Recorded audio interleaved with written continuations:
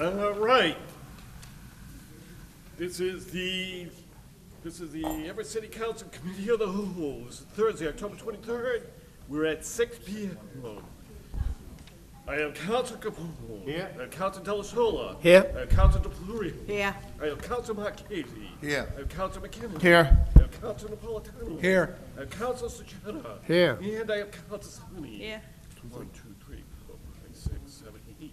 8 members. You do have a quorum. We do have a quorum. Please stand and salute the flag, please. Of the United States of America, and to the republic for which it stands, one nation, under God, indivisible, with liberty and justice for all. Do we have any notes, John? John Hanlon?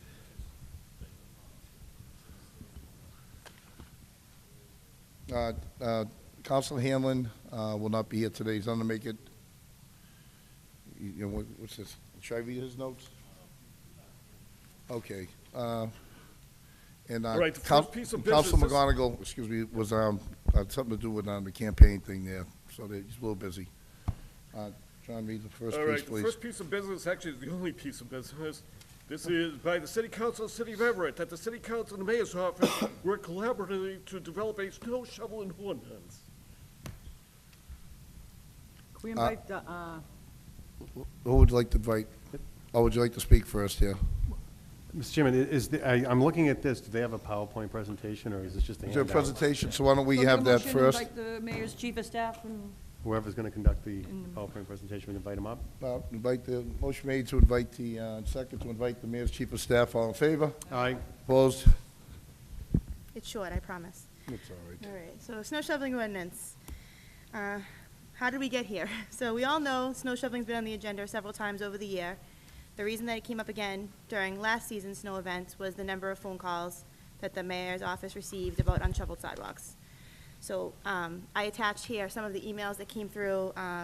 We have 3 ways that constituents reach the office: web Q&A, see-click-fix, and email. So I'm just going to read the yellow parts because there's a lot. As I was driving, all I can see is groups of children walking on the streets, and it was a very hectic situation.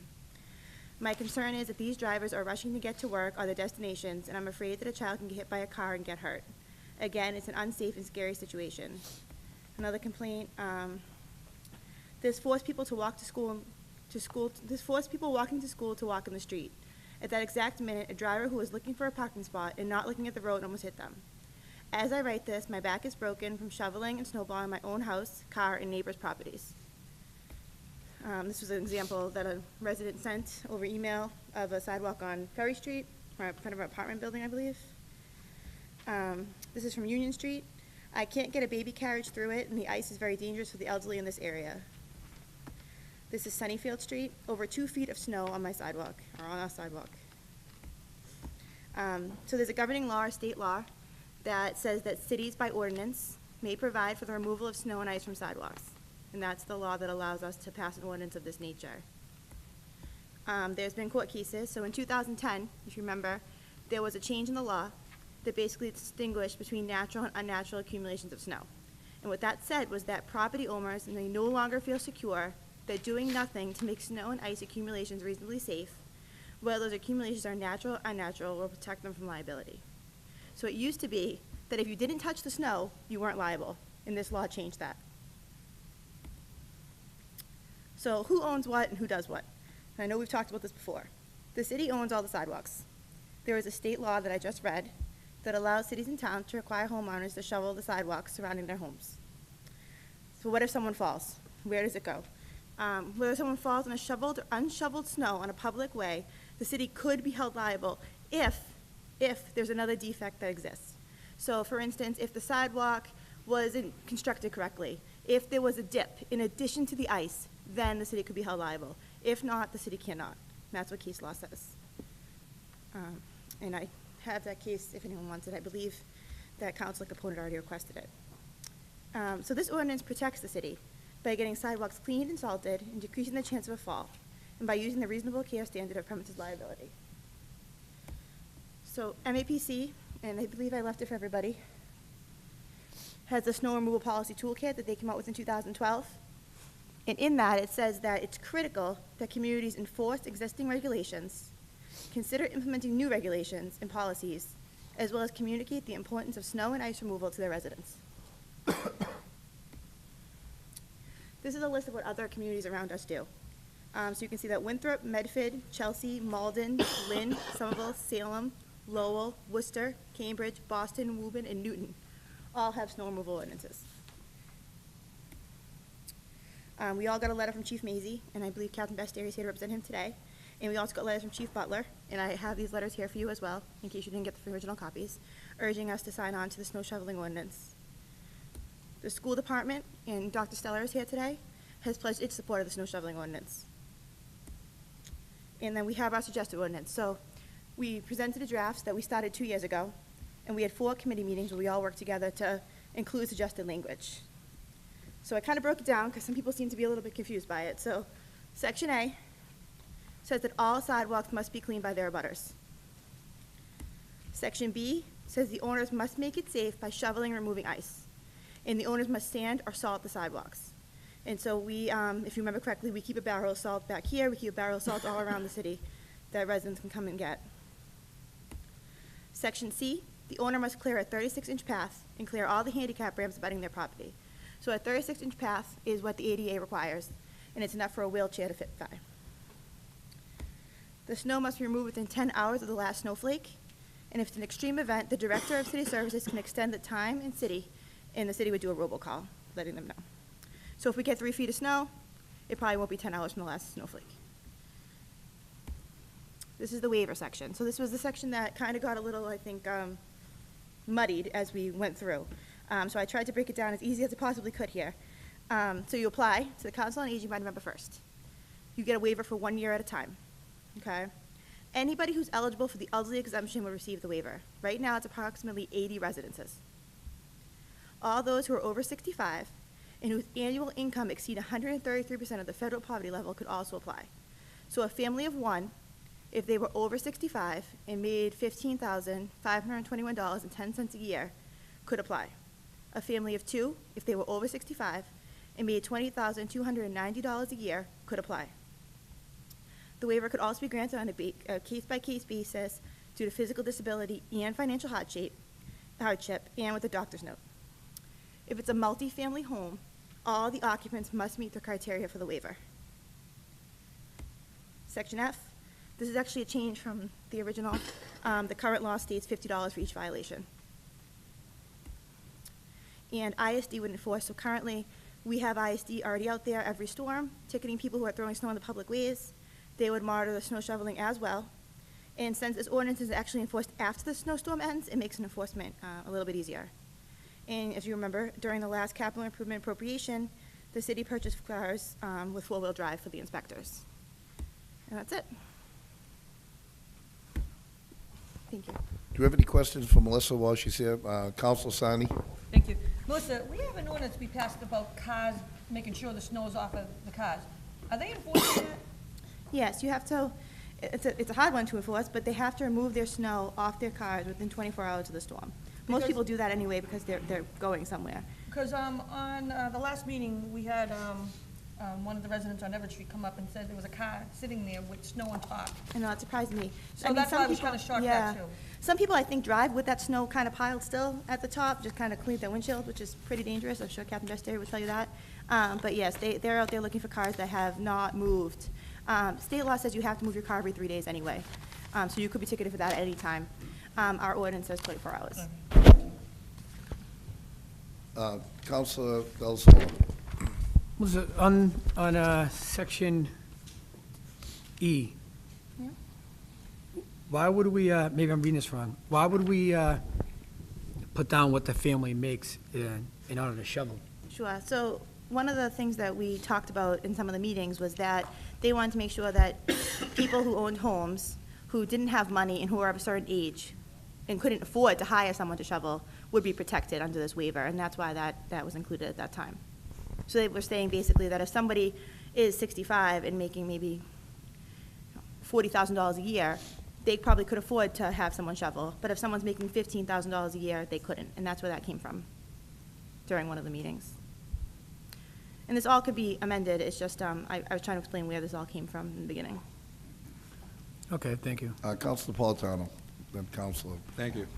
I'm looking at the Section 17, a county, city, or town shall not be liable for injury or damage sustained upon a public way by reason of snow or ice thereon, if the place which injury was sustained was at the time of the accident otherwise reasonably safe or convenient. So if there was a defect. If there's no defect and it's just a slip and fall on the ice and snow, Case law says that who the is city- liable?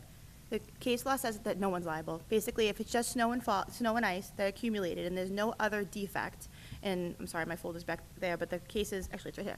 The case is Commonwealth, I'm happy to pull it for you, hold on one second.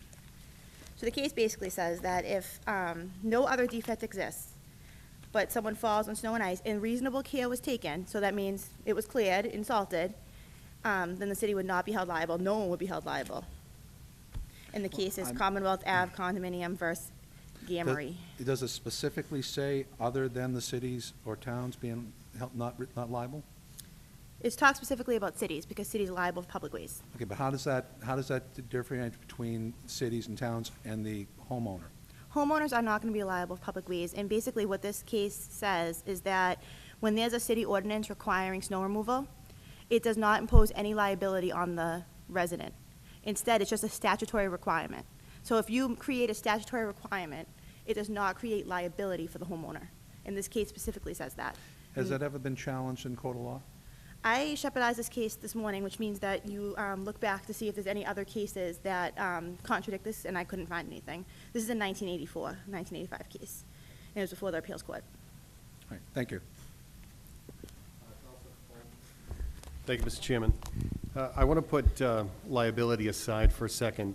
The Solicitor's Office did present me with a copy of some cases that they were doing for research, and I appreciate that. I'm not 100% convinced that there isn't a little bit of a wrinkle in there, but that's the danger of attorneys. All have different opinions. okay. And until it plays out, it plays out.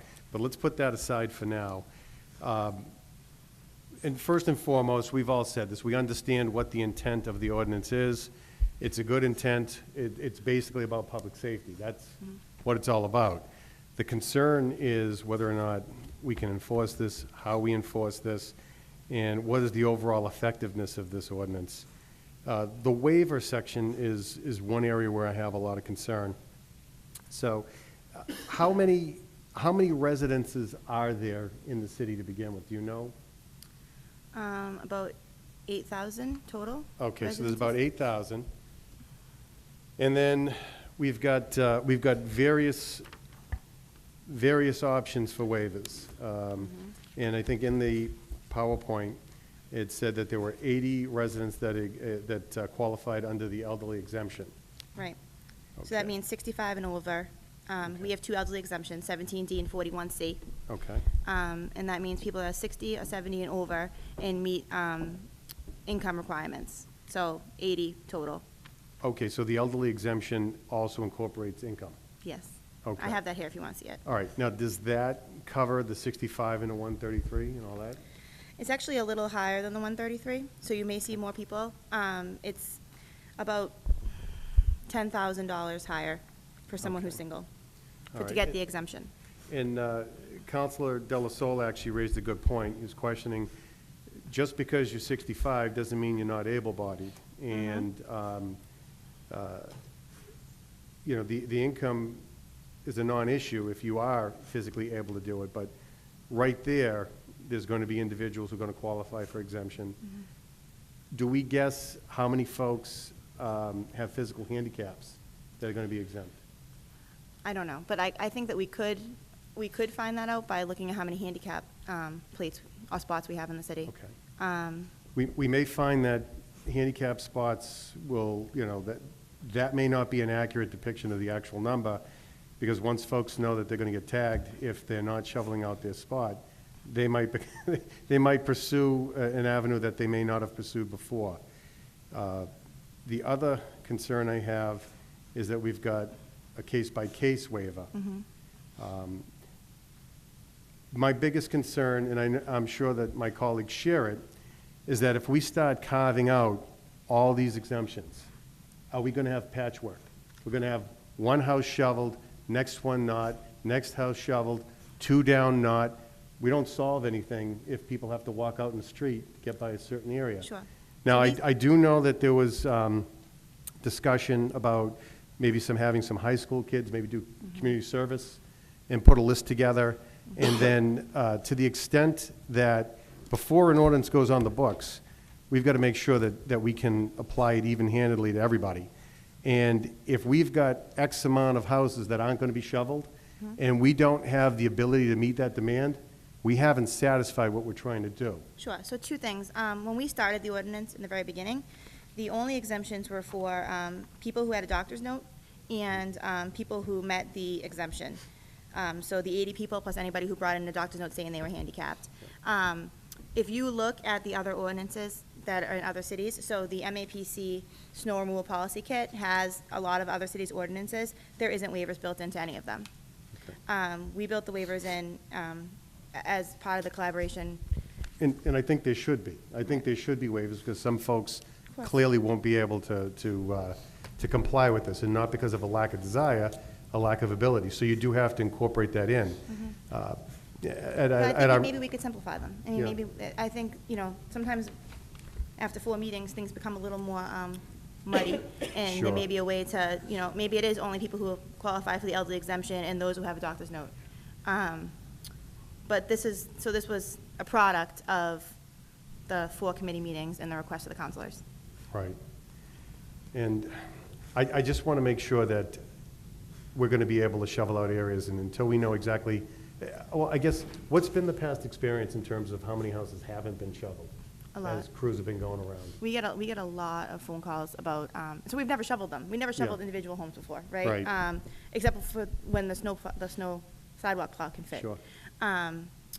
We get a lot of phone calls from parents and from Mm-hmm. people concerned that they can't get their kids to school because of the number of houses that aren't shoveled. Yeah. Sometimes they may shovel some of the way, and not the whole way, just the path that Right. get up into their homes. But we do get a lot of phone calls about that concern. I think the majority of people in the city do shovel their property. I think that people make the conscious effort to be a good neighbor and to clear it off.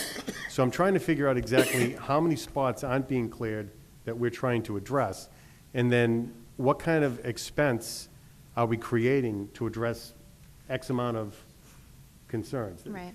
I honestly think that, and then that's not even talking about the liability issue. And I do think that there's a little bit of a problem there. Real quickly on the case, it was the. Commonwealth or Target? Yeah, it's a parking lot. And all that case really talked about, as you well know, I'm not telling you, you don't know. Target case you're talking about? Yeah, the only thing that did was do away with the distinction between natural and unnatural snow. Right, It the Commonwealth didn't talk- case was- And what it does do, as you well know, is that your private property is not safe any longer. You've got to make it clear. But that's private saproperty, that's not the city. It says nothing about the city sidewalk, it says nothing about individuals having to clear the city sidewalk. The other case was from '85, it was a Superior Court case in Suffolk in front of Peter Brady. Appeals court. And what that one says is that the proof of the ordinance wasn't admissible. They kept it out, they excluded it. But what they did do, as part of their dicta, is on page 3 of their order, they said that the plaintiff did not introduce any evidence that the snow and ice was other than natural accumulation. So, I mean, that distinction has been eliminated. I know that we've got the case from 2010, so the tough thing is I'm not 100% convinced that. There is a mass practice from 2012 as well. I've seen that too. Yeah. 18A, Section 16. That backs up the. And ruling. the problem is, if there is a defect in the city, there's a cap. Cap's $5,000. And if you go after the homeowner, cap's the policy. So there's a built-in incentive to go forward, and I'm sure there's a handful of clever attorneys out there that are going to try to make a case out of something like that. But the liability issue is one thing. My other concern is how we go about enforcing this, making sure that we have enough labor to meet the demand, to clear these sidewalks, to actually make sure that we're able to get the spirit of this ordinance, through. And I'm not sure how many houses we're talking about. And until we really know how many houses we're talking about, we don't know how much labor we need to address it. So we really don't know what the cost is And gonna I'm be. not sure we will know until we start with an ordinance like Yeah. this. And with any ordinance, it's Sure. trial and error, whether it's Yeah. at the state level or at this level. Yep. You know, a lot of time we pass regulations and then we have to figure out how to implement them. Sure. But I think until we take the steps to protect public safety, we're not gonna know what the extent of it is. Okay. But I do know that in my conversation with Principal Easy, that there's a lot of students who are looking for community service. We have Roca on board now, and they can go into the community as well. So we do have a lot of resources to help us. And I know this year we have 4 sidewalk plows instead of 2, which is gonna make a big difference for us. Yeah, and the other concern you have is as the season goes on, and you have continuous snowfall, you start to lose some of those sources of labor, because they've got other things going on, they're able to donate X amount of time, or even those that are paid. At some point, they get stretched thin, and you can't get to them. But yeah, I have a lot of concerns. I really do think, I'm going to yield the microphone because I want to give everyone else a chance to ask a question.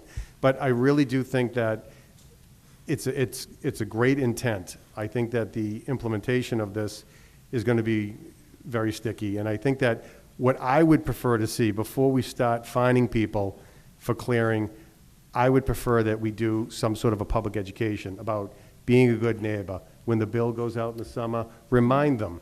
You know, there are folks that are walking by the sidewalk, students, elderly, clear your area.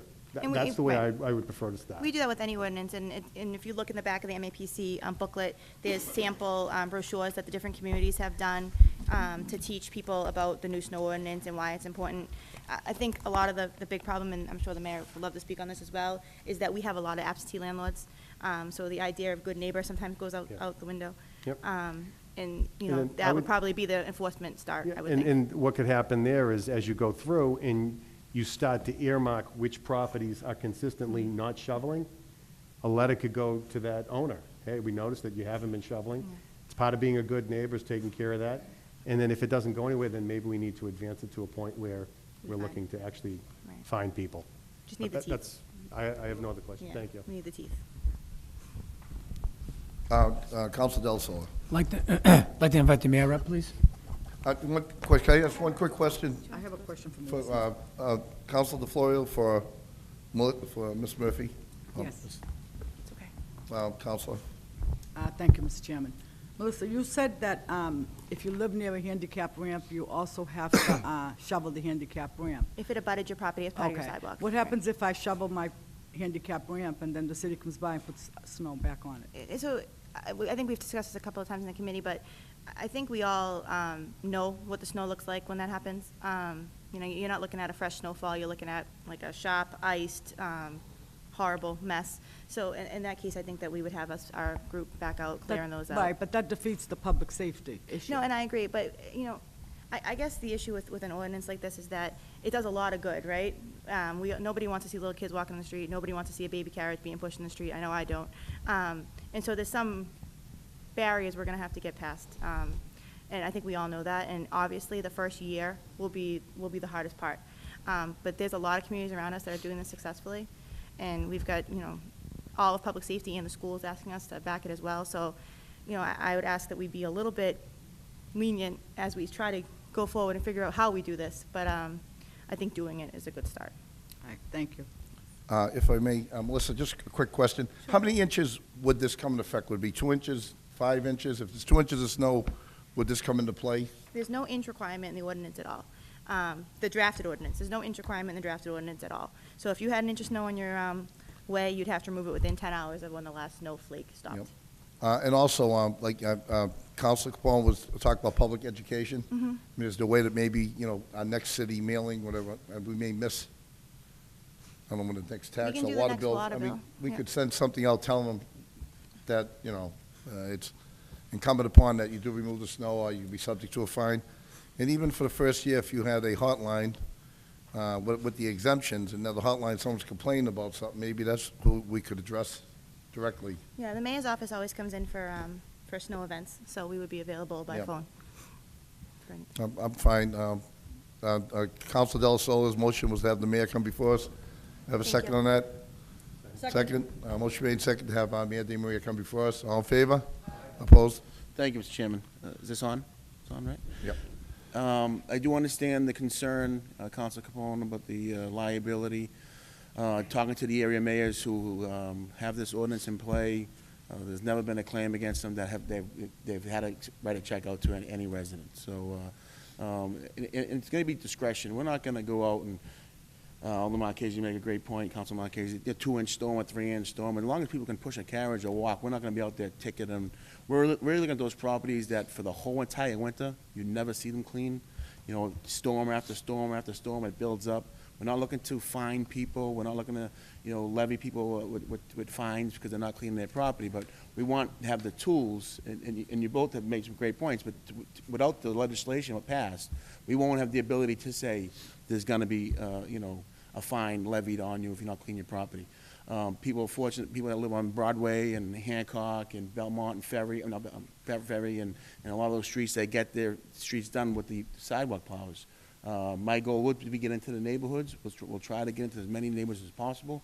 But this is, you know, you do see a lot of kids. I mean, even Stop and Shops across the street, the Parkway, you see a lot of residents, you know, pushing their children on the sidewalks there, trying to get down there. All those sidewalks aren't clean. Business owners on the Parkway, they got to be responsible. I mean, even though that's DCR property, but DCR, you know, the DCR should come out and clean that property. So now we have, you know, ability to call DCR and say, the city has an ordinance. You have to clean your sidewalks and make it passable for residents. You've all seen them. You've all seen people in the middle of the street. If it's Bucknam Street or Main Street, we've seen it happen, and it's too. Fortunately, we haven't had anything tragic happen. Not that we know of, but there has been accidents, and I bet you some of the school officials probably know of some children or some parents who've had some issues happen to them during snowstorms. But this is something that's needed. We're not going to go out and, you know, they're going to take some care. These code enforcement officers who do work snowstorms, who go up to see residents who are throwing snow into the middle of the streets. Council Sarney, has you had a problem way back when one of the companies in your area was piling snow into your sidewalk? You know, we will take that. We will know that. We will take that into consideration. We won't be, you know, you'll clean your property and all of a sudden someone dumps snow on your sidewalks. We understand that. It's not. We won't be just writing tickets out. We want to educate people, make sure they know about it. We do a good job of cleaning crosswalks and handicap ramps anyway. So, Councilor DeFleur, you know that firsthand. Your husband's one of those men who goes out there and does a tremendous job during snowstorms and cleans every handicap ramp on Main Street pretty much by himself during snowstorms. So we know where all the handicap ramps are in the city. We do them ourselves. Our DPW director is here. Our police department, our fire department, you know, they go out and clean all the hydrants. Theyese property owners, they're mostly absentee landlords. I mean, the first people out there are people like, you know, Councilor Sachetta, my father. It's the members who lived here their whole lives, the 70-year-old men who are out there cleaning their properties. My dad's cleaned his property before I can even get out of the house sometimes. He has, and he's on the way to my house with the snowblower at 70 years old. Those people, you know, if there are someone, you know, who is older and that can't do it, we're going to know. I mean, we all here know everybody who's lived in Everett for a long time that's an older person. They're not going to be getting fined. We do a good job now. Steve Supino does a great job in my office working with Dr. Easy and getting kids to clean properties during snowstorms. We have a great Dr. Easy and Supino. They know each other for many years. We get out to a lot of senior homes, fall cleanups, you know, street clean, sidewalk cleaning. This is an ordinance that we can use for those property owners who are just all right delinquent. They're the same ones that run these illegal rooming houses and sober homes, and they care less about our community. Those are the people that I want to hold responsible to cleaning their property. And we need this ordinance to do that. So I'm asking you that, and if I was on the council, I'd be voting definitely in favor of this, and I'm asking you also to vote for this. It's an important public safety piece. So thank you. Councilor Capone? Thank you, Mr. Chairman, through you to the mayor. And again, nobody's debating the validity of it. Nobody wants to see anyone get hurt. One thing I heard over and over again from some of the residents, exactly what you said. Broadway, Main Street, all these main drags are getting done. Hey, why not my street? I remember years ago they used to put the plows down the side streets. What do we have for equipment? How feasible is that? I know that comes with an expense. So when you say side streets, you mean the sidewalks, not the Yeah, streets right, themselves. exactly, yeah. But we do have a couple pieces that I think we have, we just had a staff meeting yesterday about the equipment for the snow removal. We do have 4 pieces, I think we own 2, and we're renting 2, or in the process of 1 coming in. The ones that go down the main streets, they can go down because the sidewalks are bigger. Right. But some of these smaller sidewalks, we need either an ATV, is that ATV, right? And last year, we had 2 ATVs out there that we did a lot of neighborhood sidewalks. This year, we're looking to about get a few more of them, so we can get into neighborhoods and do some more neighborhood sidewalks. So, my goal is to try to do every sidewalk in a safe we can. But it'd also be nice to see residents out there cleaning and also people who own property that don't live in the city. Councilman Marchese, he owns property here. You see him up first thing in the morning cleaning his properties. So people, people that live in Everett have, are the first people out there cleaning their properties. It's those members who don't live in this community that just, collect their rents, and never even, they don't even, with the whole trash barrel program. I've met every absentee landlord in the city, because they all had to come, they had to buy trash barrels, they all got fines, they all paid them, because they weren't, we sent them notices, we told them about the program, mailed it to the, to the tax owner and everything, and they all, came around. Now you look at the trash barrel program, pretty, very, very successful, and keep making the streets a lot cleaner. So this is just one of those tools. If we had a 90% owner-occupied community, this probably wouldn't even be before you tonight. Right. Because the numbers aren't that, right, at that point today. But they will be, but not today. But, so we need this. We need to get people down into Everett and clean these sidewalks. Do you have any idea how many properties are just consistently not shoveling? Because I know you look around, and it always seems to be patchwork. Right. And the concern is, we don't want to entertain the ordinance, put the ordinance in there, try and do the public safety, and then with the exemptions and everything else, we end up with odd and even, so that you have to walk out in the street for 15 feet, then you can come back on the sidewalk, because we don't solve anything like that. It's not like it's a tremendous amount of people who don't clean their properties. There's a good amount. I mean, but now we have the ability, because these code enforcement guys are out, they're all guys, so no gals in code enforcement. They're out all night long, during the snowstorms, then regular shifts. I couldn't give you an exact number, but we're also looking for people who, shovel out their driveways and their walkways, and they create this massive wall, from your neighbor to neighbor. They need to also make sure that they, like I do, right?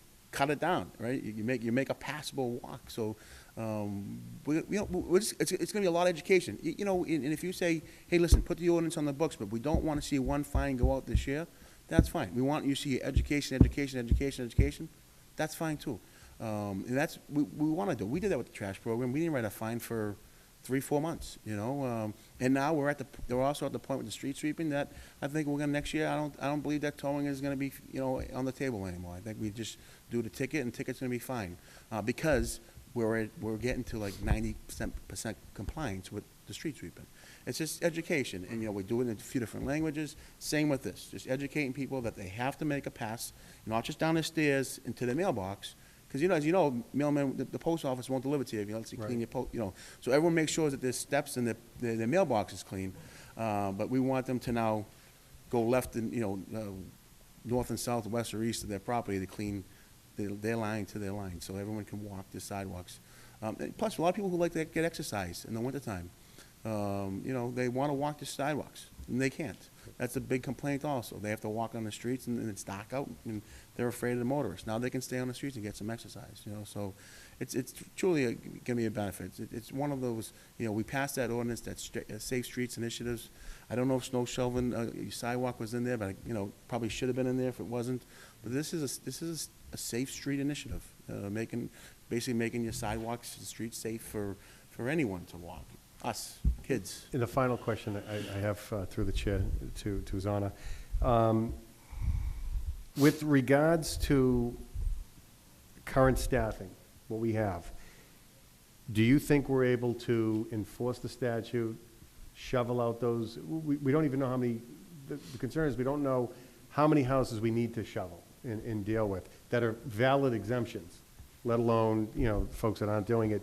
Do we have the resources and the manpower without creating more expense to enforce this statute as is? Right. So we have the police department. this will be an ordinance, they'll be able also to write a ticket for it.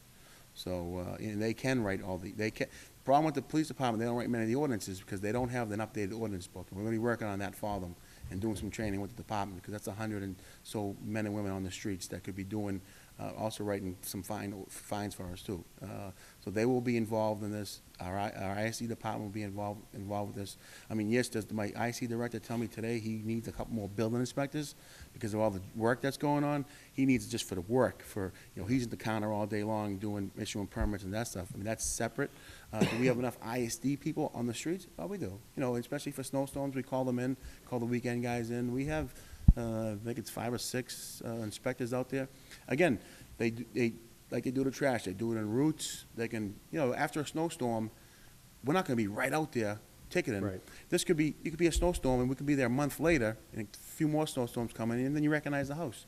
And you know what? A lot of neighbors are gonna call us too. Oh, sure. You know- If you're out there shoveling, you're gonna make sure. Right, you're that shoveling your whole neighbors- property, yeah, so we're Yeah. gonna get lots of tips from people, and that's what you saw some of the complaints that come in, those are just a couple of them. I mean, there, a lot of residents, that take this snow shoveling ordinance, it's very serious. I know Councilor Hickey was, I think, the first person that sponsored this back when, I think I was serving on them. And it got defeated in the board, and the council passed it, so it's been bouncing around, and residents are still looking for it. But to answer your question, which was it again, your question? Do we need to hire any additional people? We don't need for to hire enforcement? any additional people. We're gonna retrain the That was- offices. Yeah, that was a question yeah. I was asked by quite a Yeah. few people. Is this gonna mean more jobs? No. Is it gonna be more expensive to the taxpayer? The folks that were calling in, special services, is that gonna result in overtime? The ISD, no, because what happens, they come in, they work their shift for snowstorms, because we really don't have trash complaints anymore. They're not really looking for overgrowth vegetation, so now their job really becomes more, who's throwing snow back into the street, who's blocking the hydrants, more working disputes with neighbors and business owners. So, they'll work that shift and not work, let's say, their regular Sunday if the snowstorm came on a Friday night and they were supposed to work Sunday, So, and again, we're not out there, we're not gonna be out there 10 hours later, because, the city is gonna take, we need, if we're not gonna call the storm off. We'll call the parking regulations off, but we won't call the, parts of it, we won't call off, because we need to get our sidewalks done too. Yeah. All our parks, tot lots, all our municipal buildings, I mean, we have a lot of work to do too. Thank you. I You're don't have any further questions. Counsel Thank you very Sani? much. Thank you. I'm not sure if this is direct to you or maybe Melissa. And on the Section E waivers, we talk about multifamily homes. I don't feel a multifamily home should be on a waiver because they take an income in. It's a Yeah, rent- so they're not, what I believe is they don't get the right to, apply for a waiver. Well, it says if all occupants have to meet criteria. I don't think, that means the whole household, first, second, third floor apartments. Could we have a motion, please? Motion made to invite Ms. Murphy to the Kirby Couch. All in favor? Okay. Opposed? If I remember correctly, the reason that came up was an example where an elderly woman lives on one floor and her sister lives on the other floor. So they're both two elderly ladies who live in a house, and I think that's where it came from. So you have a 90-year-old sister on one floor and an 88-year-old sister on the second floor, and I believe that came from one of the meetings that we had, and that's why it was placed in there. So they were saying that if you are a 90-year-old woman who owns the house, and on the second floor you have a 36-year-old man, you don't get the waiver. If you have, but wouldn't they have to shovel for the mailman anyways? They may shovel their stairs for the mailman, but they probably won't shovel a Any path, further? yeah.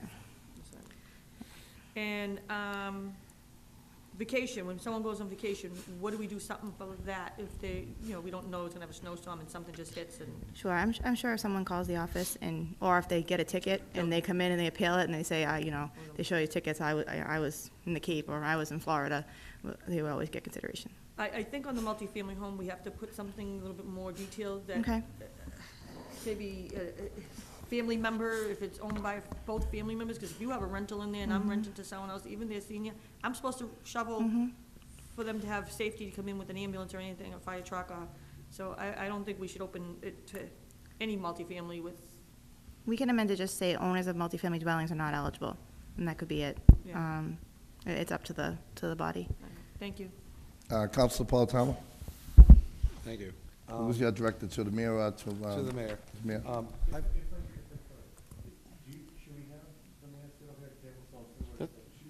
Sure, that's fine. And Melissa, would you remain there Yeah. also? I just want to let you know, I am in jeans today. We did a fundraiser for breast cancer awareness, so we got to wear jeans on Thursday, and so You can stay up there. just wanted to let you know. Getting heels on? All right, Some cowboy boots?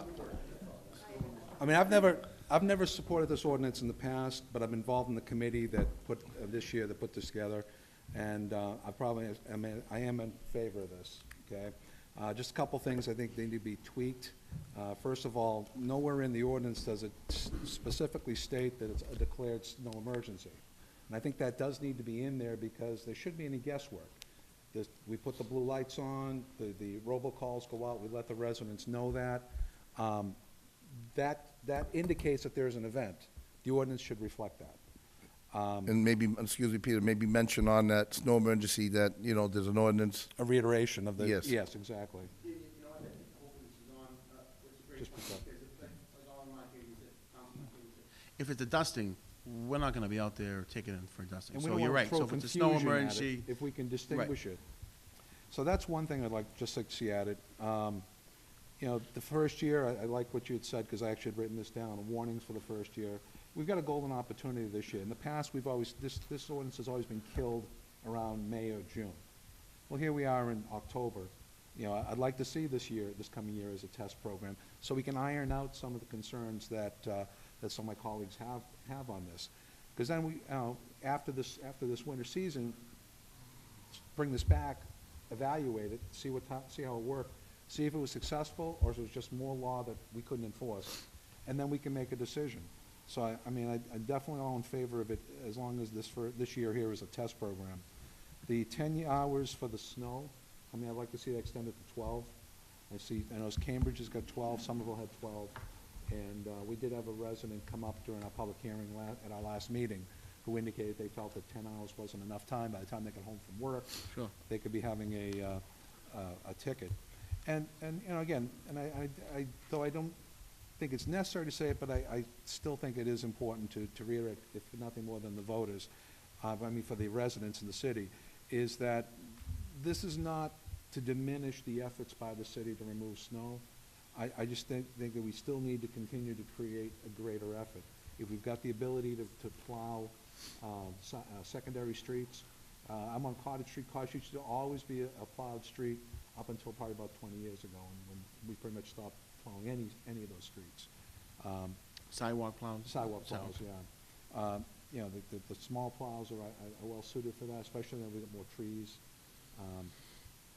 But in that respect, declaring the emergency, having warnings, so there's no fines this first year, but we're letting people know they're in violation. Making this year a test program. Those are things, only things I'd like to see. And with that, I'd be in favor of this. Great. But again, as long as we meet back at the end of the winter season to reevaluate the program to see if it worked. This way here, we've identified how many households are not complying. We know how many warnings went out, whether these people responded to the warnings. And then I'm sure from the warnings, you can even estimate what type of dollar figure this would have accumulated for in fines. Again, evaluate whether it's actually feasible, cost-effective to be able to do that. Can I ask you a question? Does anyone here need the fire chief for anything? Do you want him to come up? Does anyone ask a question? He has an- I he was has gonna an- open, he has after an we're engage- done, I was gonna open it up. He has an engagement this evening with his son. I don't know if we need him here. Anyone want to hear from the chief at all? Fire chief? Great. All right. Good night. So those are my own concerns, and, most of the issues I had were worked out in committee. And, Melissa was excellent about addressing my concerns, my questions on that. That's where some of the tweaking of the ordinance came from. So, those are the only many issues I see that I'd like to see changed to make this thing go forward. Councilor Cheddar? So I'll push you, Preston. Being the councilman and the alderman for 8 years, I voted against this 8 times. And I was called selfish in one of the newspapers because I was thinking of the elderly, where I am an elderly person. But the fact of the matter is, there are so many things in here that an elderly person cannot do. You're asking the elderly person to go to the Director of City Services in one case. In another case, you're asking the elderly service to go to the Council on Aging. Who's gonna take care of this? I mean, we gotta go to the Council on Aging for one thing, the Director of Service for another thing, City Service Director for another thing. And how many people of age, when I say age, I'm talking 70, 80 years old, how many people have a tax return? How many people could walk to City Hall or could walk to the Council on Aging to do all of this? This is difficult for a lot of people. Councilor Sachetta, as you know, the elderly are the biggest voting group in the city, or probably in the Commonwealth, or any area. Don't think for a second that we're gonna ticket senior citizens who live in their property, own their property, because their snow is not shoveled. We're gonna go there, and if they meet the requirements, we will bring waivers to them so they can fill them out. We're not gonna start ticketing senior citizens who own their property for 60 years, 70 years. It's not gonna happen. This isn't directed to them. Those are the people that we actually send kids out to clean their property. We use the Dr. Stella, what are the kids' name? What's the group? The, Roca? Right. Right, so we use also those who get in trouble too. What are those guys? Roca. The punishment, Roca. the community service kids. We use the guys doing community service to remove snow. We use the National Honor Society kids that do the snow. So we're very cognizant of the fact that this is not to punish property owners. This is a tool. This is the only way we're gonna use this tool is for those people who just all out just neglect their properties during snowstorms all winter long. We're gonna knock on doors, even days after snowstorms. Won't be issuing tickets.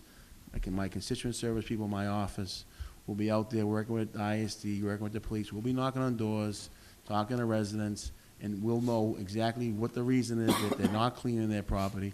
Then work with them, if they are, an elderly person who owns a home and by themselves, like we do now anyways, on a multitude of issues. Make sure we get their property cleaned. This is a tool for those people that live in Linfield. We call them the Linfield property owners, and the Hunt, and the guy that owned that sober house down on Prescott Street that was just doing whatever, they normally don't live in Everett. This is just one more tool that we can use that's in that, in our toolkit, that we can use to make sure that we hold them accountable of cleaning their property. We won't be going to Pete Napolitano's house or, Carlo Di Maria's house and looking to find them. We'll be looking to educate them, talk to them, and if they, and if they don't, get out there and do it, then eventually we'll have to find them. But, so we won't be hurting our seniors in the city, trust me. And you won't get a call from any senior saying that they're getting fined for not cleaning their property. In other words, we're asking in this ordinance to have them get a waiver, but if they don't, you're not gonna find them. We are asking them to get a waiver, and we'll make sure that they don't have to go out of their way to get that waiver. We'll make sure that we can get those waivers to them so they can fill them out. And a lot of them come up now anyways, or their daughters or sons, and someone brings them up here to make sure they get the yearly veterans exemption or the elderly exemption, so they do get up here. And they can do that even in the summertime, in the springtime. They don't have to come in the winter. Like I'm saying, this is the first year. If we get it passed, we won't be out there, crucifying our seniors or any of our residents. We'll be talking to them. It'll be most education. And the person who gets a fine will probably be the person come like March who still has, 8 feet of snow in their front yard, on their front sidewalk. That's probably the person who's getting the fine. Not gonna happen in December, not gonna happen in January. And, we're gonna, we're not gonna go out there and start ticketing. You're not gonna see tickets all over the city for, that's not gonna happen. I mean, it's not politically smart of me to do something like that. So we wanna work with everybody, get the information out there, kinda like the trash barrel program and the street sweeping program, and, so we won't be looking to hurt longtime homeowners, or even seniors who just moved into the city, or anyone. We're gonna work with them. This is for those that, you know, I mean, every street has a house or two. I think we all know, there's a house or two in every neighborhood that just, you know, run down. You don't even know who lives there, very transient. You know, they're in and out doing unfortunate things. Those are the people that we want to hold accountable. If I may, before I forget what I wrote down here, like Council Sachetta, I think I may vote against it also. But to put it together, there's a lot of good ideas here. And, I mean, if we were to try it this year, only on times when snow emergencies were given out with an educational thing, prior to an educational, each time we give that out, I'd be interested in doing something like that. I think we should do a 3-strike program. We should give warnings out the first 2 and have them call up to see if they meet a criteria. So we're gonna start establishing an offender list. So if we know this guy isn't gonna do it, you know, twice and he's not a senior or anything, we know the third one, we can ticket him. Right. All right, so if a senior comes, that'll give them, you know, a number to call and we can do according to that. Also, and you mentioned something about multi-unit buildings, if they all comply. I mean, if you have a subsidized housing, 3 buildings, someone has to shovel it. Right. The landlord still has to shovel it. Well, yeah, so the way that it was edited was that, so if you see in section E, the red is things that we added in committee. So it says, a waiver shall be awarded to every person who qualifies for the elderly exemption, so that's an automatic waiver, right? They don't have to apply or anything, they just automatically get the waiver. A waiver shall be awarded to any person who seems, I'm reading above. Owners of multi-unit dwellings shall not be eligible for waiver unless every occupant of every unit meets the criteria for waiver established by this section. So what they're saying is, if, That's worded wrong. That means you're saying if they all qualify, you don't have to shovel the land, shovel it. So you say they should, no matter what, they still have to comply and the way shovel that, it. the way it was built in, and we can, I mean, this can all be amended at any time, obviously. But the way it was built was that if you had 3 units, you were 90, the person who lived upstairs was 80, and the person above you was 77, you could get the waiver. Own occupancy? It doesn't matter. It just said owner of multi-dwelling units. So we can change this any way that Should be owner we occupied. want. If it's not owner occupied, it doesn't make sense. Right. So you're telling me if I have a building with 8 subsidized people that don't qualify with the income here, that means that the city's gonna, Right, so we can change this any way yeah. that So anyone wants. that's worded wrong there. So how do you know? want it, how would you like it to, I'm sorry, my pen is up on Well, the podium. the landlord should still be eligible to clean it if you're going to do it. I mean, you know, and if it's owner occupied and they're all meet the criteria, then maybe, I mean, does the waiver, Yeah, it should go by, Go in it effect? should go by just by the owner, right? I mean, it should be the just the owner. owner, right, I agree. It just should be the owner, and maybe this is a typo, maybe. So, but the concern, I think, was that even if you had say, you had a 3-family and the owner was 90, but in unit 2, there was somebody who was 22, No, you right? can't You make. didn't want that to happen. That was what we No, didn't you- want to happen. So the person, you can't make the owner get the ticket because the 22-year-old is not cleaning the front of the property. It goes based on the owner. Should The be- owner should be liable for just the cleaning owner's- his property. Right, exactly. So So if- if if- the owner is 90, then they get the waiver. And Even then- if they have, what if? Doesn't Well, you they have- matter. can't, how they Doesn't gonna matter. get, so it doesn't matter Doesn't even, matter. Unless the 22-year-old is on the deed as owning the property with the 90-year-old. so you mean, so if it's a Should single only- family, that's one thing. So a multi-unit, they're still gonna get the But if you waiver? have so what if you have a 6-family and the person's taking in $15,000 in rent a month?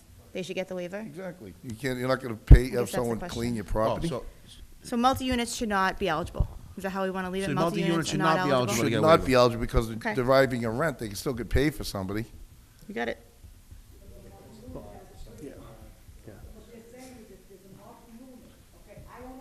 Yes. Mm-hmm. Okay? I'm 90, my brother's 80. Yep. My sister's on the 3rd floor, and she's 75. It's owner occupied. We all live there. Yep. That's what they're exempting. But you still have to fit the criteria of the income. Is that correct, Melissa? But so if you have 3 relatives, that may be owner occupied, but if you have 1 relative, and two people paying your rent, does that still qualify you as being? No, because you'd be taking in $45,000 in income, so you'd be over the income limit. Exactly, Right. because someone, you would have Right, to exactly. provide the shoveling somehow, and so what you're saying is you want the city to go, Right. come do your property, well, you don't, you know, you're getting an income from it. So you That's- like the way it's written, huh? That he's good with the way it's written. I must agree. Yeah, what's- So I think what it should say is owners of multi-dwelling units shall only be eligible for a waiver if they meet the other requirements, which would be have not attained their 65th year and annual income exceeds 133%. So if their annual income is $25,000, they don't get it. Whether they live in a single family or they own a six-family. Yeah, right? because if you only make it 16, your house may be in a trust, you're still grabbing, you know, 2,000 or 3,000 a month upstairs anyhow. Okay. I mean, just for the people that don't have the money for the exemption, that's something for, who is next on the line? I'm sorry, Councilor Floyd, then Councilor Capone. Thank you, Mr. Chairman. I'd like to see the school, if it's possible, to send letters home with the children to let their parents know, only because the school has the ability of the different languages, so to have their parents understand that to please shovel, you know, in a nice manner. If they could please do that, I would appreciate it. Thank you. Thank you, Dr. Stella. Councilor Capone? Thank you, Mr. Chairman. What I would recommend, because it is a multi-sectioned ordinance, if any of the members have specific questions that they want to get clarification on first, I would recommend that, you know, continue to ask the questions. But once we get to a point where it seems like there's a fair amount of individuals that want to give, you know, a trial period to it, what I would recommend is once we get to the point where we say, okay, let's try work this, I've got a lot of changes in here I want to make. Instead of bouncing around from section to section, go section at a time. Start at section A. Anybody who has anything to talk about in A, and then we'll work our way all the way through. Otherwise, I think we'll be here all night because we'll bounce all over the place, and we're not going to be able to keep track of all of our changes. That sounds like a great idea. Do we have any questions for, should everybody just sit here and we'll just get it done? Yeah. Do we need, the police department, we have representatives? Do we have anyone from the solicitor's office? From where? Solicitor's office? We really should have the solicitor's office. Colleen sent an available, too. email, and I think she asked that I represent them because I Okay. drafted the ordinance, and she couldn't All be right. here tonight. So if You're there's I anything I feel can you're do to confident help. enough. So, The one thing I am remiss, Mr. Mayor, you mentioned Steve Sapino, worth his weight in gold. Thank you. Incredible asset to the office, so I wanted to make sure we did that, but,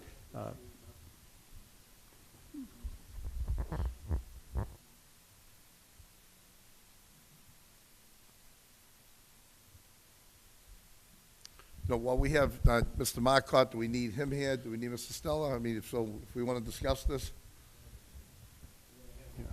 We're going to just hammer it out right here and get this thing done? if that's the will of the body, All sure. right? Sure. If everyone wants to leave, don't- it's fine. I don't know that we necessarily need Dr. Stella to hang around. Appreciate you being here, but I Well, don't know. his that we need him communication, to- which Council DeFlorio could help us right before, maybe after Thanksgiving or something. 57 languages. 6. 150. 56. And poor Jay, I don't know, well, there is something that does address him, but I hate to see anyone hang around any longer than they have to. Dr. Stella, would you like to say? Sure. Motion made to have Dr. Stella address the council. All in favor? Aye. Opposed? Thank you. And not to reiterate anything that's already been discussed. I mean, obviously, you have significant concerns, and I think that you'll work those out in a thoughtful manner, understanding the fact that it's not something for punishment, but from the school perspective, naturally, the more we can have, the more youngsters that we have in school, the better we like it. And the opportunity for youngsters to move about the community in a safe manner during these difficult times when there is snow, understanding the fact that there is the potential that it could very well be for a little while a patchwork quilt of shoveled properties and unshoveled properties. But from our perspective, looking at it from the significant number of young people, the 7,200 young people who attend our schools, and probably the 4,000 or 5,000 that walk every single day, if we can get them off the streets for 30 feet instead of 50 feet, 15 feet, that's a plus for us. And if it happens to assist us in future times that we have young people we're not calling school off because we've got good compliance, that's certainly a plus for us as well. And I appreciate your effort.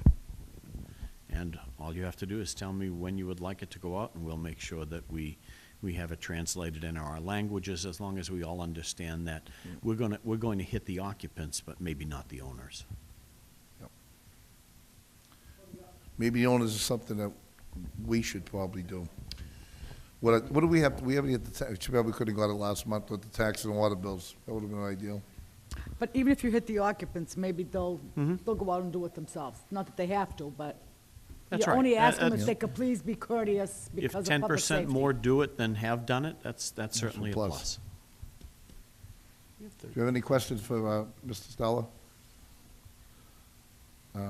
Not seeing none. Stella, thank you very much. Thank you for your effort Mr. as Marcotte well. is here. Do we have Thank any you. questions for him or the police department, anybody? Jay, come up real quick. Jay, can we have, Mr. Marcotte, can we have you come before us, please? Motion made that Mr. Marcotte come before us. All in favor? Aye. I oppose.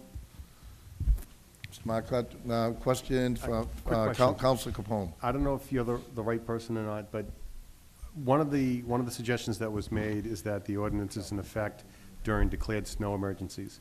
What qualifies as a snow emergency when we think there's gonna be X amount of inches of snow? Or what, are you the individual that makes that call, or? It's actually the chief of Okay, police that does, okay, that all right. declares a Do snow you emergency. know what the criteria is?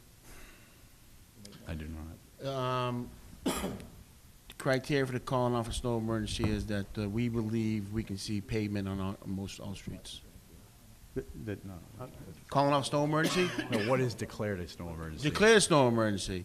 Well, usually we go by the weather station. If they're saying if it's gonna be something over 4 to 6 inches, we Okay. usually call it. So that's about 4 to 6, Three. Three. Three? Right.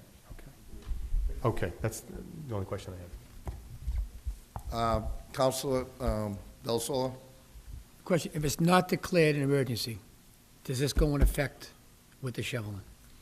No, then that's the point. I know it's a courtesy of Yeah. keep them clean all the time. That's like a dusting, 2 inches. I mean, anybody can walk over 2 inches. Anybody can walk, you know, it comes to the point, would be really enforcing this when you see, you know, when you go into the snow, when your leg comes up, you know, you come up to your kneecaps. That's when we're probably looking to start finding people. You know, dustings, not gonna get involved, Right. you know. Because we clean dustings, but we really, you know, we salt them. We don't Right. push snow. So,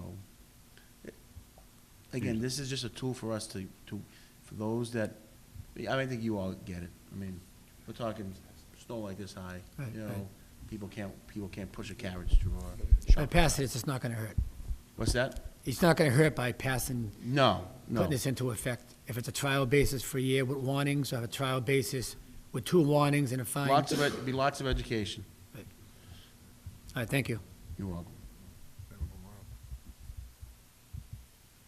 Any questions out there? Are we doing something? Nope. Okay, would you like to, Mr. Marcotte, thank you for your time. Thank you. We're all set, you're excused. What's that? Yes, motion made to have Ms. Murphy come before us. Yeah. Counselor Capone? Unless there's any other questions, I say we probably just take it from the top and work our way All right, down. But that unless there's- sounds good. You know, if you look at this whole thing anyhow, I mean, you know, the things we gotta work on is E and F. I mean, and then we have to determine if we're gonna do this, do a year experiment, we're gonna do a couple of warnings to establish some kind of list, you know? What actually constitutes, what puts the ordinance into Yeah, is it the That'd be the emergency emergency, thing on, I mean, a waiver, which we worked on, which we found out the multi-units.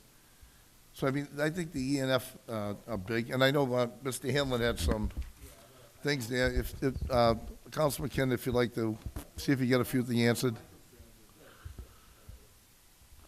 If someone does in fact shovel the front of their home and salts it, sands it, where does the liability lie?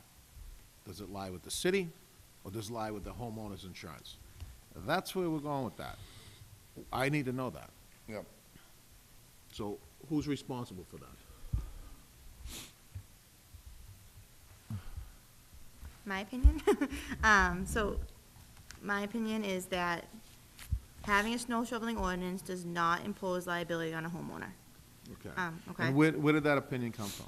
It came from case law and from mass practice. So I have a couple of cases that I reviewed, as well as some mass practices. So mass practice is basically like when they take cases in law and then they do a little review of them. It's like a Cliff Notes for attorneys, I guess. And so basically what the cases say is that what it says is that you can have an ordinance, you can have a snow shoveling ordinance, but that snow shoveling ordinance does not impose liability on a homeowner. It's just a statutory requirement. And in order for a municipality to be held liable, there needs to be an additional defect, which is the law that I gave you all on your desks. There needs to be an additional defect. So what they're saying is the road was poorly constructed, or the sidewalk was poorly constructed. There's a dip in the sidewalk, there's a pothole in the sidewalk. That's an additional defect. So those two things would have to combine in order for a municipality to be held liable. They would not be held liable just because there's snow and ice on the. So the homeowner, say if it was the mayor who lives in the city, say, we'll use him for an example. Say he shoveled his driveway all the way down, shoveled the sidewalk, and then someone comes and slips and falls after that fact.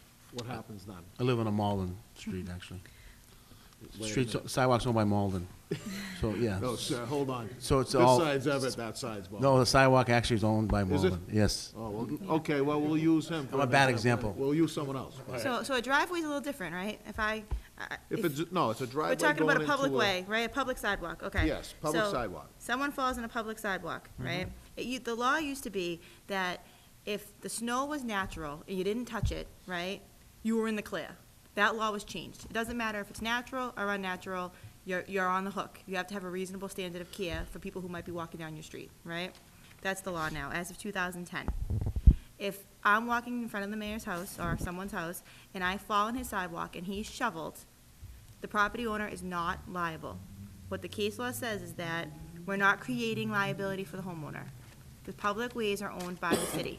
Is there any way we could put that in writing into this ordinance here? So I think we discussed that a couple of times. Well, we and- need to do that, I would Right. think, The so city- everybody so- feels comfortable doing it. Right, so the city solicitor is uncomfortable doing that, and I don't blame her, because we can't waive liability through an ordinance. We don't have that ability.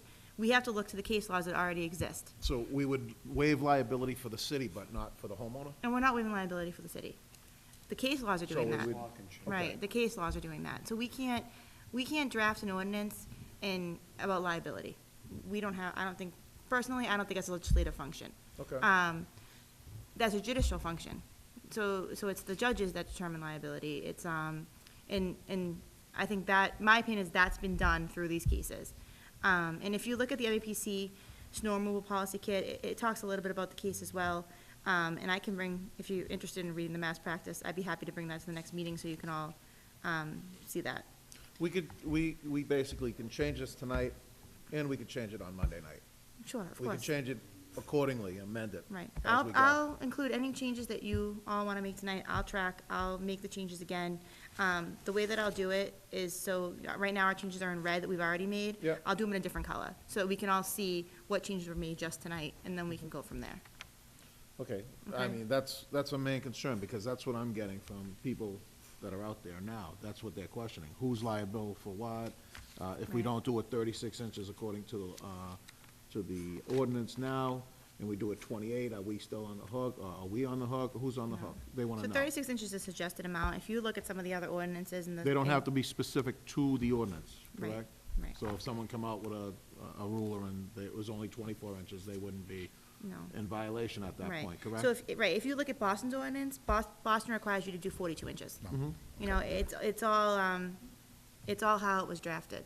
You know, so the 36 inches, when we drafted this originally, we used the 36 inches because the 36 inches is ADA compliance. It means 36 inches you can fit a wheelchair. That's why we did 36 inches. I mean, technically, if we wanted to, we could say on Broadway, it needs to be 60 inches because Broadway is so big. You know, it's up to the whim of the council.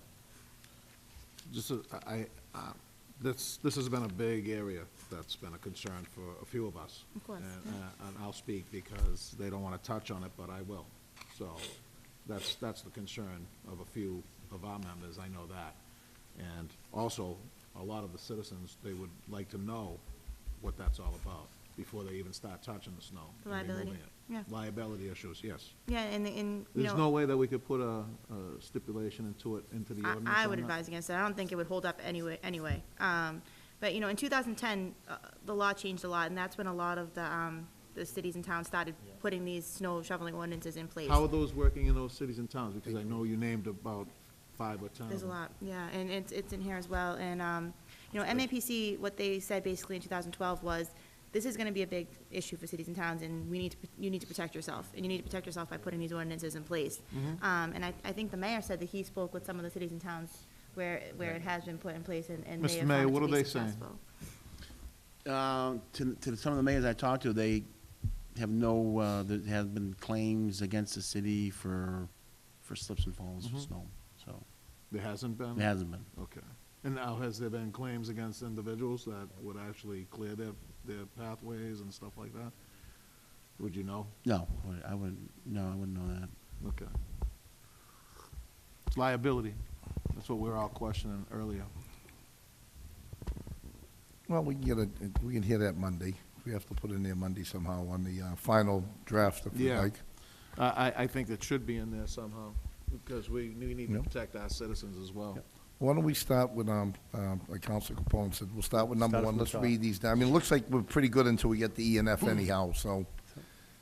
I'd make a recommendation that maybe we have a new section A that says this ordinance shall only apply during those times when the city of Everett has declared a snow emergency. Second, that's what I was. Okay, can we can't really do anything here. We can vote on it and just put it on there for the next It'd thing, be a right? recommendation, But yeah. she's gonna amend the Okay, recommendations so we for can't, we don't have to Monday. take a vote on it here then, right?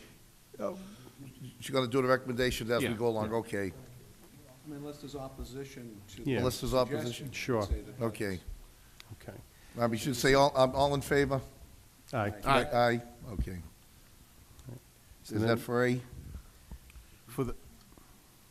I would say for the first year, we have a trial period on this, and no tickets be dealt out until.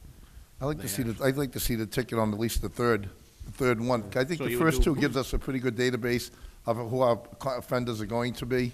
It would be, I'm thinking it's mostly. Maybe you're deem, going maybe after- ticket if it's deemed public nuisance, If it's, something like that to that if effect. it's not you know? owner occupied, then they're gonna come up anyway. We've got, So- if I may, we've got some discussion about violations in section F. We could Yeah, probably that's what put I it in said, there. So, Do we have anything in B at all? Read it well, through and see if well, anybody now wants to add? we have, yeah, the old A is going to become the new B. And as we go through these, it's not my place to say, I'll just put it out there, and if the membership is good with it. As we go through these changes, if either of you see any issues or concerns with what we're suggesting, by all means, speak up, and we can kind of just nail it out together.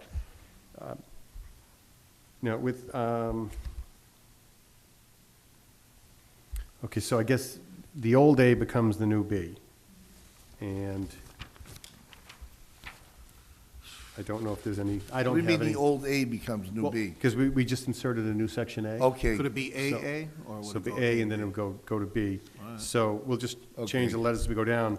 I don't have any issues with B. I don't know if anybody else does. Counselor Chatter, do you have some Yeah, again, concerns? as I stated, in one case, we have to go to the Director of City Services.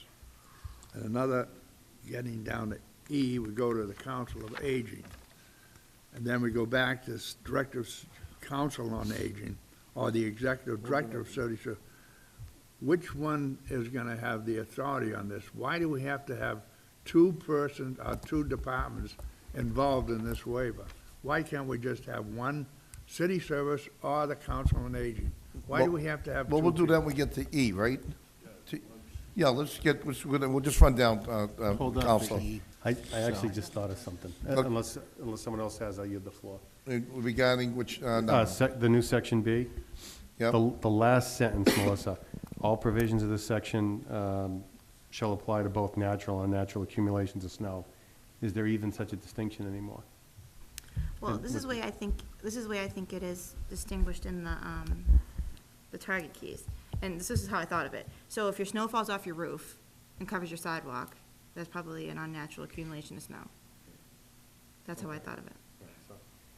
That would also cover a snowplow pushing it into the sidewalk or whatever, so. Right, or if okay. you move your snow from your stage. But wouldn't that designate if you had a clean driveway or sidewalk and it falls off on there, wouldn't It's unclean at that that be point. a warning, not a ticket? If you were, if you did the thing and left, you don't know about it, you left it clean. That's like a plow coming by and just Right. plowing it back in. Same thing. Right, we take a picture of every ticket that we write. Plus I'd like to see a warning or two to go out first, just to introduce. The only way I will vote for this, if there's a warnings go out, I won't go right from the get-go until it gets organized. I mean, I think if you can get 2 warnings, we have 5 or 6 norms, so, I don't think it's too hard to put the warnings out. It does establish, a list. I'm sorry, that would be, or that was? That would probably fall into F, I would think. We could probably put that in F with the warnings. C? Okay, yeah, so now the old B The old becomes a new B, C. On the warnings, could I speak on that? We'll go right down to, when we get down there. Okay. We get down to the violations and stuff. What are we on now, the new B? Yeah, well, the new C, which is the old B. And I know, I'm gonna be a pain in the butt. I'm gonna have an issue with Yes. everything, yeah. stick to the designated letters? Okay. We'll go on the. All right. Melissa's And then we'll change them You know, all if out. it's- yeah. Okay. All right. Just do AA if you Okay, so we're on so- C okay, now. submit anything, just do Okay. AA, Well, then okay. the section will be in All there. right, so we're on B then, correct? Yes. All right, and the first line, where it says the owner or manager, the manager shouldn't have any obligations, just the owner. So I'd say the owner or agent of the land and/or of a building. The owner, period. Yeah, but the thing is, the property manager doesn't have any ownership interest, Yeah. so it should be the owner or the agent. Okay. And then the other question I have, now this is where we're requiring. Do we our want to make residents- a motion here to delete manager and leave just owner? Should be owner. The owner. Why be a property manager being accountable? Okay. Yeah, the owner will make the property manager accountable if he gets a ticket, I'm sure. Yeah, and on this particular one, this is where we're requiring folks to use salt or sand, and I know that you'd mentioned that we have barrels in the city. Are we making it a policy of the city that because we're requiring people to shovel, we're going to provide them Salt with and salt sand. and sand? We've always allowed people to take this. Okay, all If right. you come down to the yard, we give them sand. Okay, because I've known people have done that in the past. Yeah. And I didn't know if you were supposed to, so I never did. And I'm like, I don't know if you're supposed to be doing that, so I'm not gonna go near there. But okay, so that's good. So it's an obligation on the homeowner, but you're not costing them any money. They can come down, get the salt and sand. Okay, so the other issue I have is 1, 2, 3, 4. So the city will provide salt and sand on request? No, it's available, I wouldn't say Available. provide, Yeah. because now you're talking about Yeah. having stuff Yeah. delivered. Well, that's what I'm saying. It We will don't be wanna get it available. I would use it on Yeah. your. We have your key bricks. locations where we have those blue buckets on the streets. You see Yeah. at Hospital Hill, down on Ferry Street, Broadway. We have one usually down the square area. And we see plenty of people come in and throw in their buckets and take it, so. It's caustic, I wouldn't use it on your brick stairway or anything like that. Yeah. Yeah. Right. I would Right, use- I wouldn't recommend using that. Yeah. Quick question, on this part here. If they shovel and do not salt, there's no fine, correct? If they shovel this sidewalk and do not throw salt down or sand, there's no ticket. If your sidewalk is clear, you're not gonna get any. Okay, I just want that to mean, You don't have to see the little, salt. Right, so mark or people anything know like that. Yeah, as long Okay. as it's clear. Yeah. Yeah. Sometimes snow melts and then, it freezes. It's not your Come fault, back again. you know.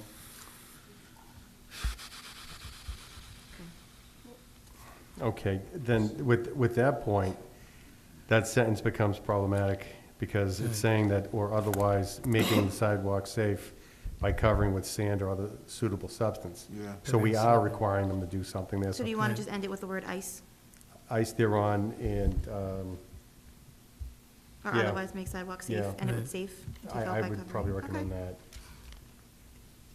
Okay. So those are the only two changes I see in that paragraph. Changes what? The first one was the first sentence, owner or agent. Yep. And then the second change would be 2, 3, 4, the fourth line, ending on ice thereon, and then deleting the rest. Make it safe, No, take that out, and I think that also may help the homeowner with liability. Because what'll happen is if you now require the homeowner to put sand and salt down there, and it says, or otherwise make it safe, what's gonna happen is, you're gonna say, well, you should have done this, that would've made it safe. So, we're gonna get rid of sand or other suitable substance to prevent slipping. Correct. those are the only two concerns I have there. Anybody else, Council Del Sol, did you want to add something? I'm sorry, No, that was it, that was, okay. we didn't want to change that. Okay, now we're on to, number C. See, 36 are suitable, I guess, right? yeah. No that's- less than 24, something Here's- like that? Yeah, here's a question about that. I'm just thinking about a couple of streets we have that may be shorter, like Hazel Park's a pretty narrow sidewalk. Clearly, if you don't have 36 inches, you can't comply with that. But are we comfortable with the distance of 36 inches? Should it be less? Should it be more? I don't know. I mean, 36 inches, 3 feet? Think of a wheelchair is what was the established. Yeah, and I can understand that's why that is. Okay. Unless, I mean, if you want to put some, unless sidewalk width, you know, There's a tree So long as away. sidewalk Right. width permits. I mean, I are guess. they gonna be out there with, tape measures to No, check they- this, or no. what are we doing? Could be. Yeah, on C, what do you Council mean, Cheddar? Now we're getting on carried C, away what do you with it. mean by all handicap ramps? What are these the handicap ramps that the city put into the sidewalks, is that what you're Yeah, if they're talking near your about? property, I Yes. guess you gotta should clear clean them. If you abut it, yeah, if you abutted it, you would clear it. It's part A of it. lot of those are on the corners of the street, Right. and You know, you can remove that. We can remove it. You can yeah, you can remove that. Because most of Cause the we- time, the plows are gonna actually take. Yeah, care of we most of it. get out there, we do a Yeah, handicap ramps. that should be the city. We shouldn't Yeah. be putting Why that don't on we a remove homeowner. that? Right, that's a little too much. So, and all handicap ramps should be clear. What do you say? No, we're Okay, That's in C, all We're gonna handicap erase ramps. that. 36 inch in width and all, okay, and we're gonna eliminate that, okay. yeah, Right. what, if I may, Council, on the second sentence where it says inches in width, I would add if the sidewalk permits. if And, what? and then I would end it at there, get rid of and all If it handicap ramps. permits, you mean If the it's a- sidewalk permits. What's a normal sidewalk, a 5-foot sidewalk? sidewalks down the village are narrow. Yeah, They're small. And some of them are 2 feet, in, like Hazel Park, I think it's like, it could be 2 feet.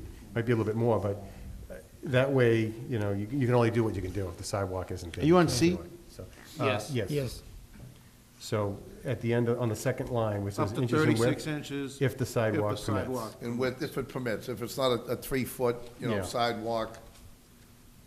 No, even Delete- some of the poles, the dedications we put them in the middle of the sidewalks instead of putting them in there, which impedes a Mike, lot. delete, all handicap Yeah. ramps should be cleared. And that Yeah. might Just delete that whole Yeah, thing. and we just Exactly. have, add if it permits, after and width, right? Yep, and I have no other suggestions on. So if a C. sidewalk is smaller than 36 inches, Yeah, if then it's do 24 complete inches- sidewalk. You Right. just, You do Yeah. complete sidewalk, Yeah. right. now, another thing too, if it's 36 inches and you're. You gotta put putting- it somewhere. Yeah, if you're putting the snow, like mounting it up on that sidewalk. Your neighbor's front yard. No, you don't put it on your neighbor's front. Oh, Yeah, You'd have to Is put that it what on you your do? own property. Is that why this thing's here? It's involvement. We're gonna get Richie to pick it up and put it in the. Richie, get a scoop and get it out of here, would you? I got a quick question on that Council, one. I'm sorry. Yeah, you could still mount this on portions of the sidewalk, correct? yeah. Again, we're not gonna be, we getting see someone making Just cognizant make a effort of cleaning, we're not gonna, Okay. you know. So some of those languages, a minimum swath, they have 42 inches, but a minimum swath of 42 inches in width where possible. Is that how you want this to read? But Yep. 36? 36. Yes.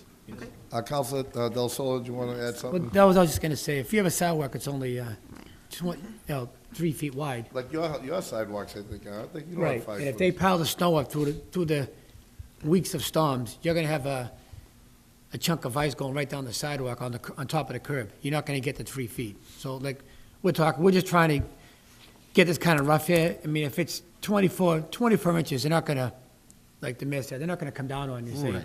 it's only 28 inches, even though on top of the sidewalk is 3 feet of ice. You know, we can't get too picky But you on have to clarify the law. that's right. Yeah. The You have to- 36 because- inches. Well, that's why we said We can 36 inches, clarify, but the discretion will be in the, you know, if possible.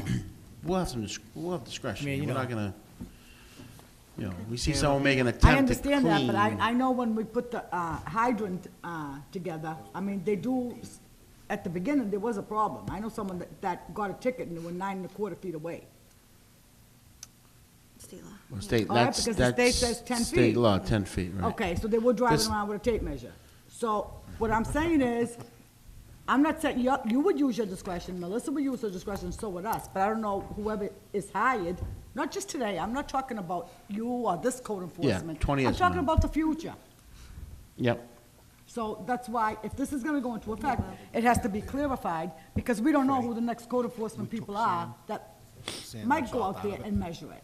I'll add So, some of the language, and then you guys can decide if that's what you like. We'll go from there. Yeah. Okay, we on to letter D. Okay. Do we have anything, Counselor Napolitano?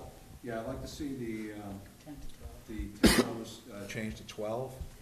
And something else that I actually meant to mention earlier is that we really don't have any provisions for people that go away on winter trips, on vacation. I mean, let's say someone could go away for a week to Aruba, and, you know, their snow comes. How do we, where do we, you know, what do we do in those situations? We've never really discussed it. That never came up in So I committee. think, logically, I think the way that we would deal with that is if they got a ticket and they appealed it and they brought their travel arrangements with them, the ticket would be dismissed. I think That's that's. not- the- that's not a bad Same thing we idea. do when Way someone to- goes to the hospital overnight and they had the car on the Car, street, and had right. ticket and towed. Or the death in the family. You know, death in the yeah. family, or visitors over because they have family members in town because of a death. We, you know, Should we get some type of verbiage to at least identify that? Because there's nothing in the ordinance that allows for that as it stands. Sure, maybe we should do that down in F when we talk about violations, and we I can think talk the about. F will be I the act- most I actually had a we can ask. suggestion when we eventually get there, Okay. a section G, which would be an appeal process. Sure, we can And follow. that would be a catch-all. Yeah, Yeah. we can probably follow chapter 40U. Okay. Okay, how do we look On at, D, wait a minute. on D, Yeah. Counselor McKinnon? If in fact the snowfall or other, you know, it's an extenuating like it's a heavier amount than normal, we should probably put in here that the time limit will be extended so that they can remove it. Yeah, that's part of D. Part of it already. Is Right. it already in? Yeah, and we would do a robocall, to let you know. So I kind of figure it, Because if you're gonna have it, like, you know, if you're gonna Yeah. have a snow, storm in effect for so many days, I Yep. mean, we should have enough time to actually remove the snow. you know, so I thought we would handle it the same way we handle, the trash. So if there's a lot of snow, what we do is the city services director determines that we will let people use regular trash bags. I figured we'd do it along that same way and then do a robocall. Thank you. It's usually So, works out. we could put that in there, that Yep, there will it's be a right, it's right robocall, in, that would it's in be- D, all well, right. it's in D now. The way we would handle it would be using our robocall system. That's the way we would handle it. That's how we let people know about anything. But it's in D now that, the time limit can be extended. At the discretion of who? The city services director, Okay. yeah. Who had the hand up? Counselor Capone? Who else? All right. On this one, I was looking at, and I might be hyper-technical on this one, so if you think, Okay. just let me know. Remove from property. Instead of property, I'd rather say the intended walkway areas. And then to echo the sentiments of a couple of my colleagues, I don't know if this is too long of a period, but one of the concerns that folks had were if they were going to travel from work, 10 isn't enough. If the accumulation is less than 6 inches, do a 12-hour period. If it exceeded 6 inches, 24 hours. Is 24 hours too long? Do we have a freeze over? Do we have a You can look at problem? what your colleagues are doing. If you look on page 9 of the MAPC report, I don't, it does give you, there's some up the front if you don't have What are one. the other cities doing? So that we Arlington have- is 8 hours, so this is from when the minute snow stops, right? Arlington's 8 hours, Boston is 3 to 6, depending on the circumstances. yeah, I don't have that. Do we have an extra? Yes, Yeah, there's yeah. Brookline is 30 hours from when snow Is stops. there another one with them? That's all right, no, we got this one on there. Cambridge is 12 hours, Chelsea is 24 hours, Lynn is 3 hours, Malden is 24 hours, Medford is 24 hours, Salem is 6, Somerville is 6, and Let Winthrop me, is 6. let me ask this. Is 24 hours, is that too long of a period? Here's the bottom line. If you don't shelve your property in 24 hours, you really don't have any intention of doing it unless there's a really valid reason. Is 24 hours a flat-out 24-hour period? Is that too long of a period? do we run into a problem with freezing? I think it's too long, because the whole idea of this is to be able to clear the sidewalks for schools. So the school declares a snow emergency, well, the snow emergency and the schools are closed. Within 24 hours, the schools are back open, but the sidewalks are still clogged up. I think 12, at least it gives them, it splits the difference. Okay, then I would request then we do that split where we go, if it's less than 6, it's 12 hours. You gotta look at. If it's more than 6, You it's gotta 24. look at what time the snow starts as well. Yeah. I mean, if it Yeah. starts at 4 on a Saturday or Sunday, then what, you have till 4 in the morning to get it out Yeah, by Monday? I mean, When it stops, It's yeah. the duration starts from when it stops. yeah, the time starts to kick once the snow is stopped. okay. Again, So- I know, So if it stops, we have a massive snowstorm from 4 to, say, 12 o'clock. Yeah, you gotta get it done by noon the next day. So you gotta get yeah, it so done by if we what? have a snowstorm from 4 to midnight, and it stops at midnight, Yep. we're not calling that snow emergency up at midnight, because we're still out there cleaning the streets. Okay, So that snow emergency's still going probably for another couple hours. 20 hours at Yeah, least, yeah. you know what I mean? That's actually a very good point you just made, because the way the statute reads is it's from when we have the cessation of snowfall, and it should actually be tied into the snow emergency. Snow emergency, right. Okay, So I'll add that to A. yeah. But the thing is that if you put it from snow emergency versus snowfall, I think you're gonna get more time anyway. Yeah. So, Right, so do snow emergency, and then if you do 3 to 6 hours, whatever, I think it's all gonna, you know, if 12 hours is fine, that's great, it's a good amount of time, because you have the whole snowstorm to get out there. yeah, And then you yeah. have, I would say that maybe you do all snow must be removed within 12 hours of the, calling off the snow calling emergency. off the snow emergency. I think is the way That to should be go. plenty of time. And that would probably keep school from being closed an additional day. 10's plenty of time too, so either one, 10, 12, I mean, like, again, we're not gonna be out there, soon the clock stops at 10 o'clock and Yeah, I'd rather give them the extra 2 hours. ticket and. You don't know where someone's gonna be at the particular time. So you're talking about 12 hours when the emergency is Called called? off. When Called snow off. emergency's called off. Okay, yeah, that's good. 12 hours How from the would the- emergency call. Yep, Okay, so this is gonna read, all snow must be removed from property within 12 hours of cessation of snow emergency. yep. And the question I had for you, Melissa, if you think it being too technical, instead of property, if we said the intended walkway areas. Sure, Am I or, splitting hairs there? no, I mean, what I could do, if you wanted, is refer to the sidewalks in A and B, or B and C. If you Okay. want me to refer back to what actually we're talking about. Yeah, I just wanted to be Okay. clear what property we're talking about. So I'll just do a little citation reference to B and C in there. Okay, and then that'll be 12 hours from the, I don't know, you want to call it the cessation of the snow I emergency? can just or- say end if you don't wanna Okay. complicate it. Well, that's a quick question. How would the homeowner know when the state emergency is over? The blue lights go off. And we'll do a robo too. Okay, I I think mean, normally we do. just a from the robo. traffic unless it's lights, I no- mean, some yeah. people won't even Yeah. get out. But they Typically- would never know when it ends. And without letting people know that it's ended. I mean, I wouldn't want to do that every year, because it's a real hassle, but we got to try to educate people on what happened. Yeah, we can do that, yeah, that's a great idea. We can do that through robo and newspapers. Yeah. The absentee landlords that don't live here. That's where the letter, Yeah. that Council Marquez said, let's get a letter to them in their next water bill, tax bill. I'm sure there's something going out soon. And anyone can sign up for a robocall. You just have to call the mayor's office and we'll sign you up, no matter where you I was live. gonna ask that. Yep, just So call the can you office let and like the we'll walk you owners through. that don't live here, that live in Wakefield or Melrose or somewhere? You get a text bill. No, can you, They can can you, sign up for the system. If they call Yeah, the can- office, anyone in the mayor's office can can you sign let them them up. know that though? Yeah. We have a lot of When you people write in the who, letter about the snow ordinance, can you We let can them include know that. that they can sign up? Sign up to get text messages on your Right. phone. yeah. Right, Do any of you get text messages on your phone? I do. Do you get it, does it come complete?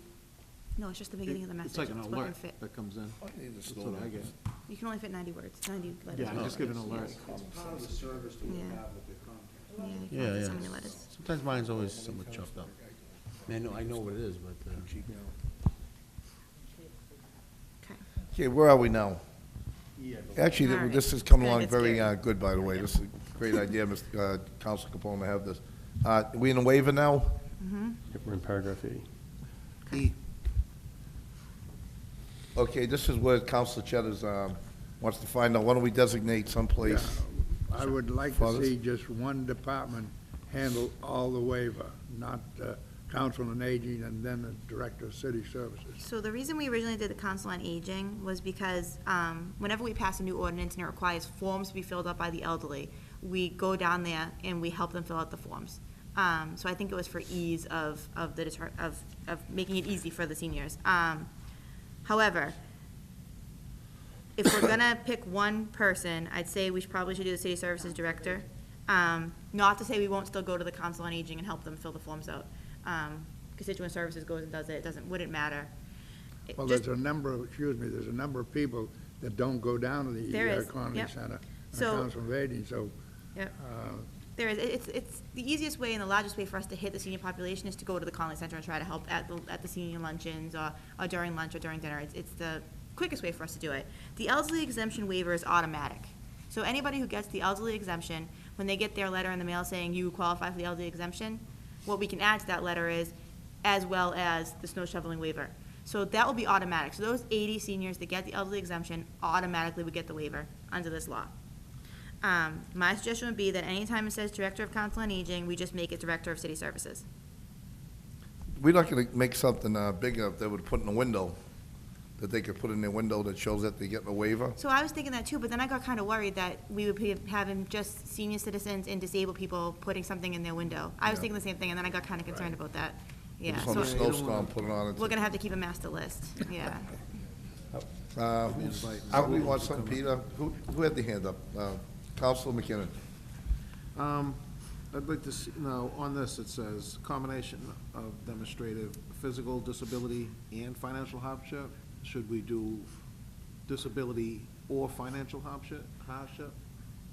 Could we do? Or, I would just strike out and, Yeah, combination, either one, basically. either one. That's what it means, yeah. Okay. Either one. But You it's could be saying and, 20 I years would say old. or. Yeah, but you could be 25 years old and have a financial hardship and still be able to shovel your house, right? I mean, I guess that's So it my, would be- my I would- concern. I That's would why I say- had the and. Because you want somebody who both, right, is disabled and has a financial hardship. Because you could have a So disabled they have person to who fit has. both criteria then? Yeah, because you could have a disabled person who has a lot of money and could pay someone to shovel, right? I Then guess you could that have a was, that's where disabled this came person from. that doesn't have a lot of money. but- Right, and that's why it would be both, right. But under here, it says that Now, anybody is that a multi-unit also, or is it just a single family? Well, It's not so, describing it. Yeah. right. So our comments, we need to fix that, right. However you guys So want. would we keep it as and or? So maybe just a suggestion. Maybe instead of doing this the way we're doing it right now, it's just my suggestion.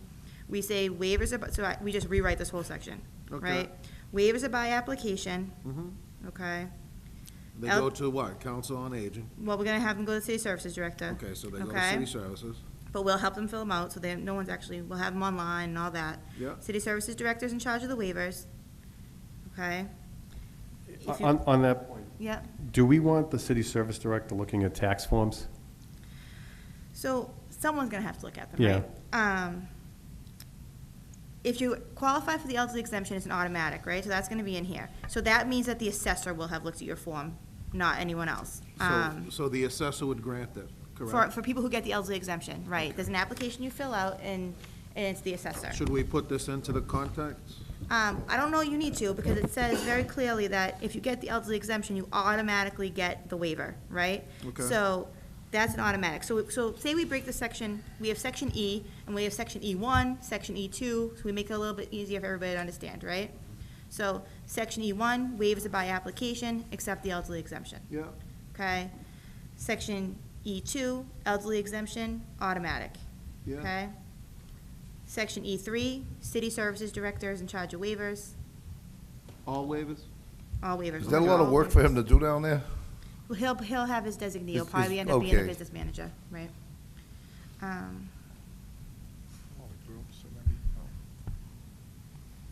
And it doesn't have to be a city service director, it can be anybody you want. You Yeah. could have a big constituent services, it could be anybody. I mean, Just- constituent services, I mean, and you have the people to do that, We have don't you? 5 people, yeah, so do we want, I mean, does that make more sense? Yeah, I think anyone should be able to, fill out a waiver for someone, right? And put them Anyone on, can put fill them it on the out. master list. Yeah, anyone can fill it out, we just Yeah. wanted someone to be like in charge of of making Should have it available at the Conley determinations. Center. You Right. should have it available here at City Hall. You should have it available in any department. Then maybe, you know, they'd have 3 different places they could go, Yeah, you know? I mean, you could go anywhere, and they would just go to a master list, you know, we'd just be able to So I upload to guess- a master list. Who runs the list? I guess that's the question. Do you want it to be constituent services? Do you want it to be the director of city services? Who knows if the next mayor will have a situation, I mean, you wanna do it, Right. that's always gonna be, I'd say, I don't know, keep it in the assessor's office, because that's Okay, where, we can keep it in assessor's office, okay. Assessing. you're right, I mean, Yeah. DPW, they're gonna be during snowstorms. Okay. They're gonna be busy. Okay. Yeah, All right, so we have, the waivers are by application except automatic elderly exemption. The assessing department will maintain the list. Anyone who's eligible for the elderly exemption automatically gets the waiver, right? Okay. Where do we want to go next? Do you want the waiver to be eligible to everyone who's 65 and whose annual income exceeds 133%, or no? Yes, okay, so next will be, so section 4 will be the 65 and 133%. Are you saying that it will not be issued? They would be, you're They right. would be issued if they fit both. Okay, if they're Both. 65 or older and their annual Yes. income 133%, is below. yeah. Right. Now we get to the multi-units. Right. I had a suggestion for that. It's just like, because again, the spirit of it, what you were getting at is you know, Yeah. 2 people live in, you know, different units, neither of them are physically capable. I'd say, and let's face it, the majority of our properties in the city are multi. Mhm. Mhm. So I'd say owners of multi-unit dwellings should not be eligible for a waiver unless property is owner occupied and all occupants meet, in every unit meet criteria for a waiver. That would be establishing that the multi-product unit, the multi-dwelling is owner occupied. Yep. And that the members inside, the people who live there are not physically capable or financially capable of maintaining the property. Can you do that, owner occupied? Yeah, what if they get subsidized, say they get in a Section 8 for 1,300 a They month? still- But those people wouldn't get it, because they wouldn't qualify. Yeah. They would make too much money Yeah. from the income. All right, The subsidies. Okay, the That would subsidies, go yeah. Up to a point where they wouldn't qualify. Right.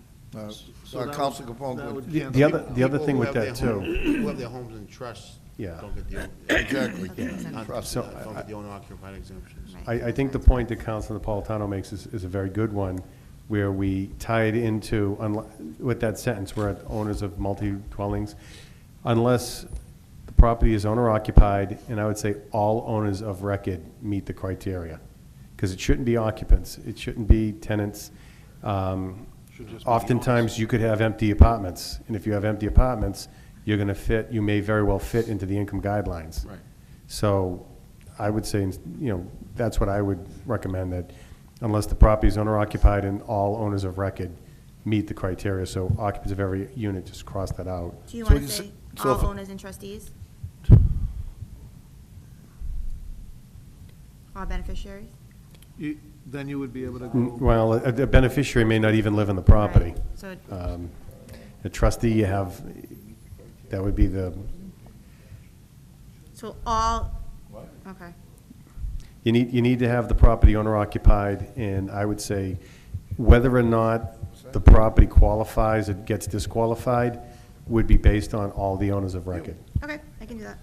I'll draft it, I'll email it out in advance so everybody can review it, okay? Great. I mean, that's kind of, like I say, a touchy subject.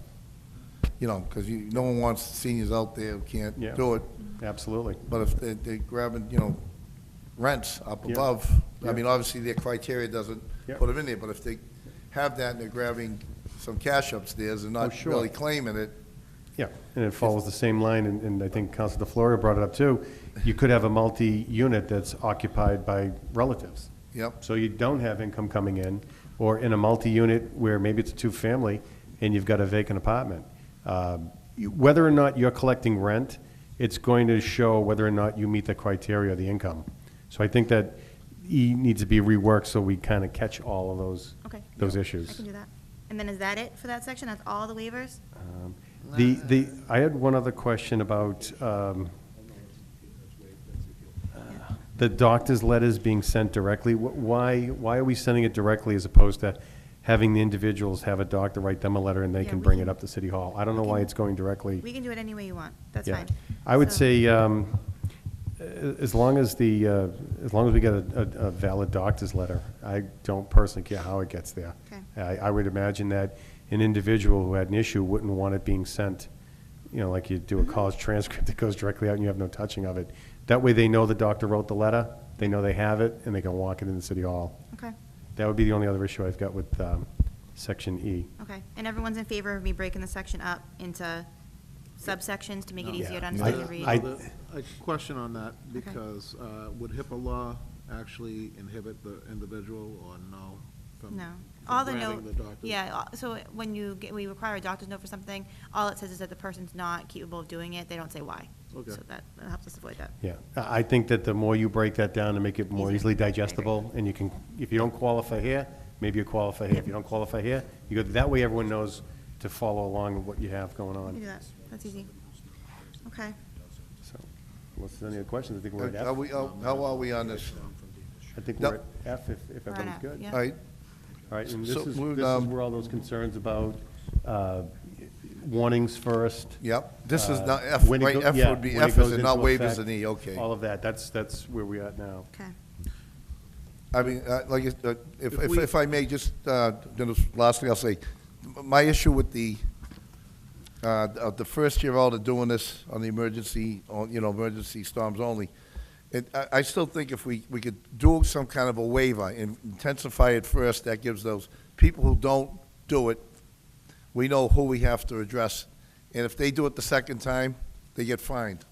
You can send it to the landlord, your property isn't properly done, did you know that, we send them a copy of this with, whatever, and say, if it isn't done the next time, you will be fined, you got your first, warning. Do you need one warning, two warnings, I mean, what do you think? What's the matter? Go ahead, Sal, what do you got?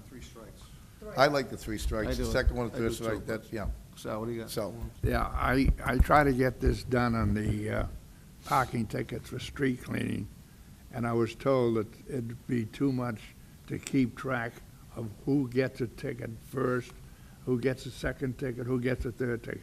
Is that gonna be a problem? Because I logistics of it was all? told that it's too big a problem for City Hall to take care of. It will be difficult, but it's a little bit different. So, parking writes their ticket right on the street usually. ISD typically doesn't. So what they do is they take a picture, they enter it into their database, they come back usually and send their tickets out. So I think this is gonna be an easier task. They have better software systems in order to, so when they pull so if they're on the street and they pull a property up on their handheld, they can see, we've been here twice and you've gotten 2 warnings, now it's time for your ticket. Parking can't do that. So I think this will be an easier task with this. So if we could do something with 2 warnings, just even for the first year, Okay. to get this established, not to really punish people a lot, we can always go back to next year and get rid of the warnings. But I think it should be an educational learn under fire also by them. And We could do a- we could change this at any time. We can change any time, but I just think the 2 warnings would be good, just for this year anyhow. I think you should leave the 2 warnings in all the time. Well, next year, if you have the same people, We get doesn't- 2 it doesn't warnings make upon sense. So 2 you'll warnings. have your list. Next year, we can always change it to 1 warning. Exactly. First storm, and that way it's a And reminder. then integrate it to no warnings in the 3rd year or something, This first year, I mean, I agree with you. 2 yeah. strikes, 3rd strike, we start. Can we carry the warnings over? No carrying over. Reset every year. This isn't Can't do it? vacation time, Mr. President, I'm gonna have to excuse myself, but I wanna thank you. Thank you all for your very time much. tonight. Thank you. Good. Thank you, Mr. President. We, Counselor Delasola. Listen, quick question. Can we have this on the Everett channel also? Of course. Yep, so when I know have- we advertise anyways Yeah. about shoveling.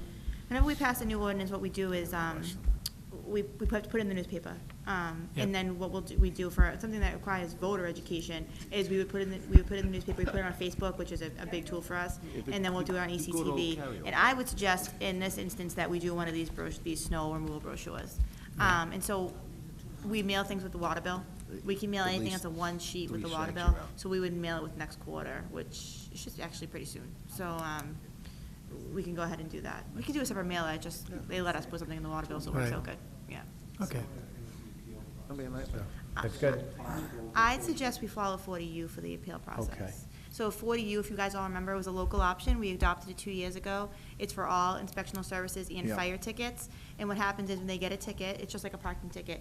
They have 30 days. We have trained inspectional service hearing officers. They have to go to a hearing officer school.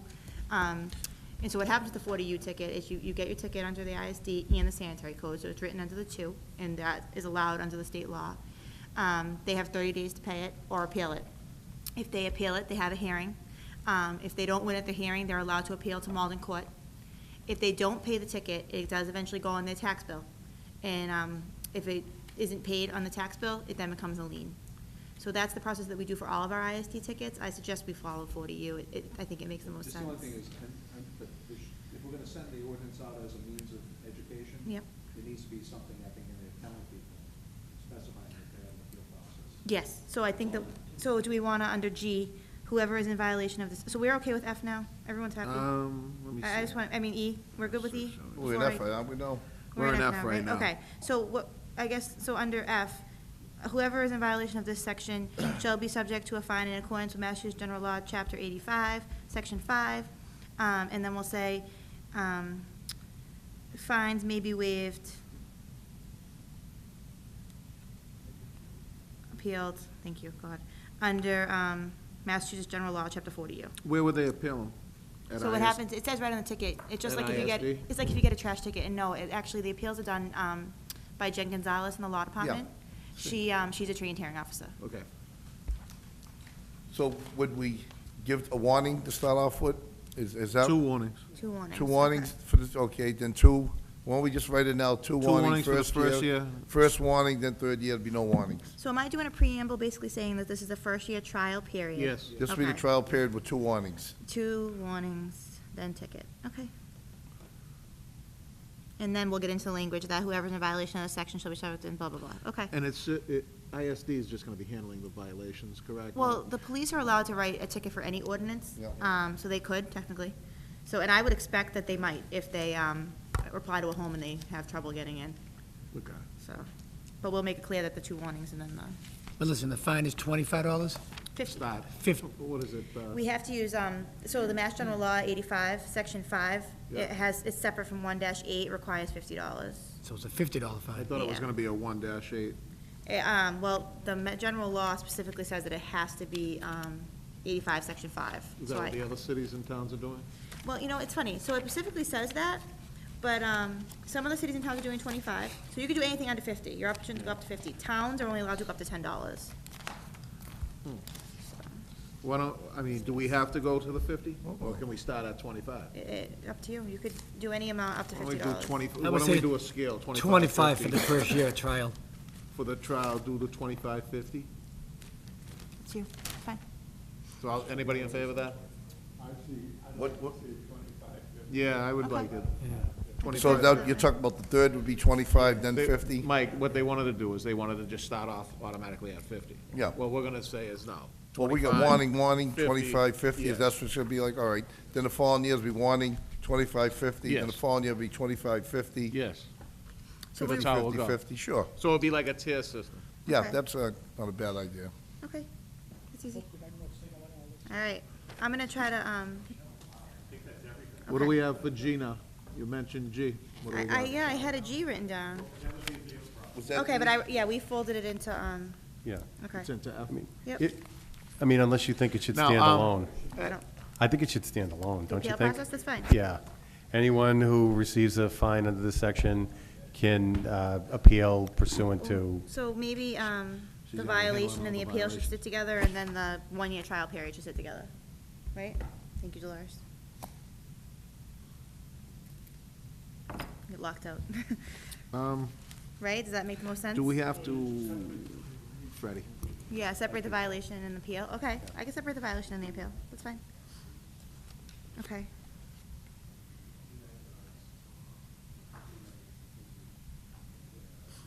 Yep, it can be amended any time.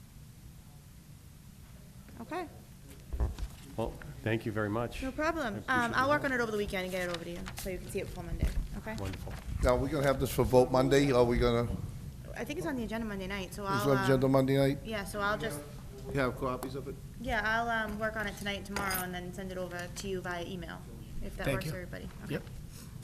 But we have some people that don't have email. Yeah, Who doesn't can have we- email? My email's been broken. Okay, I don't know why. I don't know. I mean, we can't spend another 3 hours on this Monday. No, I can put it in, I mean, so it's up to you. I can put it in your mailboxes Monday morning, and you can come by and get it if you don't have email. No, I have email. Yeah, I can put it in I can put it in the mailbox out here Monday Yeah, morning. that's fine. Okay, and that way you have a few hours to look Yeah. at it. Okay, everyone else I'll email it to over the weekend. Listen, thank you very much No problem, tonight. anytime. Good work, everybody, by the way. You know, this was a great idea. I'm glad we got together and hashed this out. Motion be made to send it to the council with no recommendation. All in favor? Aye. Aye, opposed? Motion made and second to adjourn. Second motion. Second, all in favor? Aye. Opposed? Anybody here want to stay longer? No?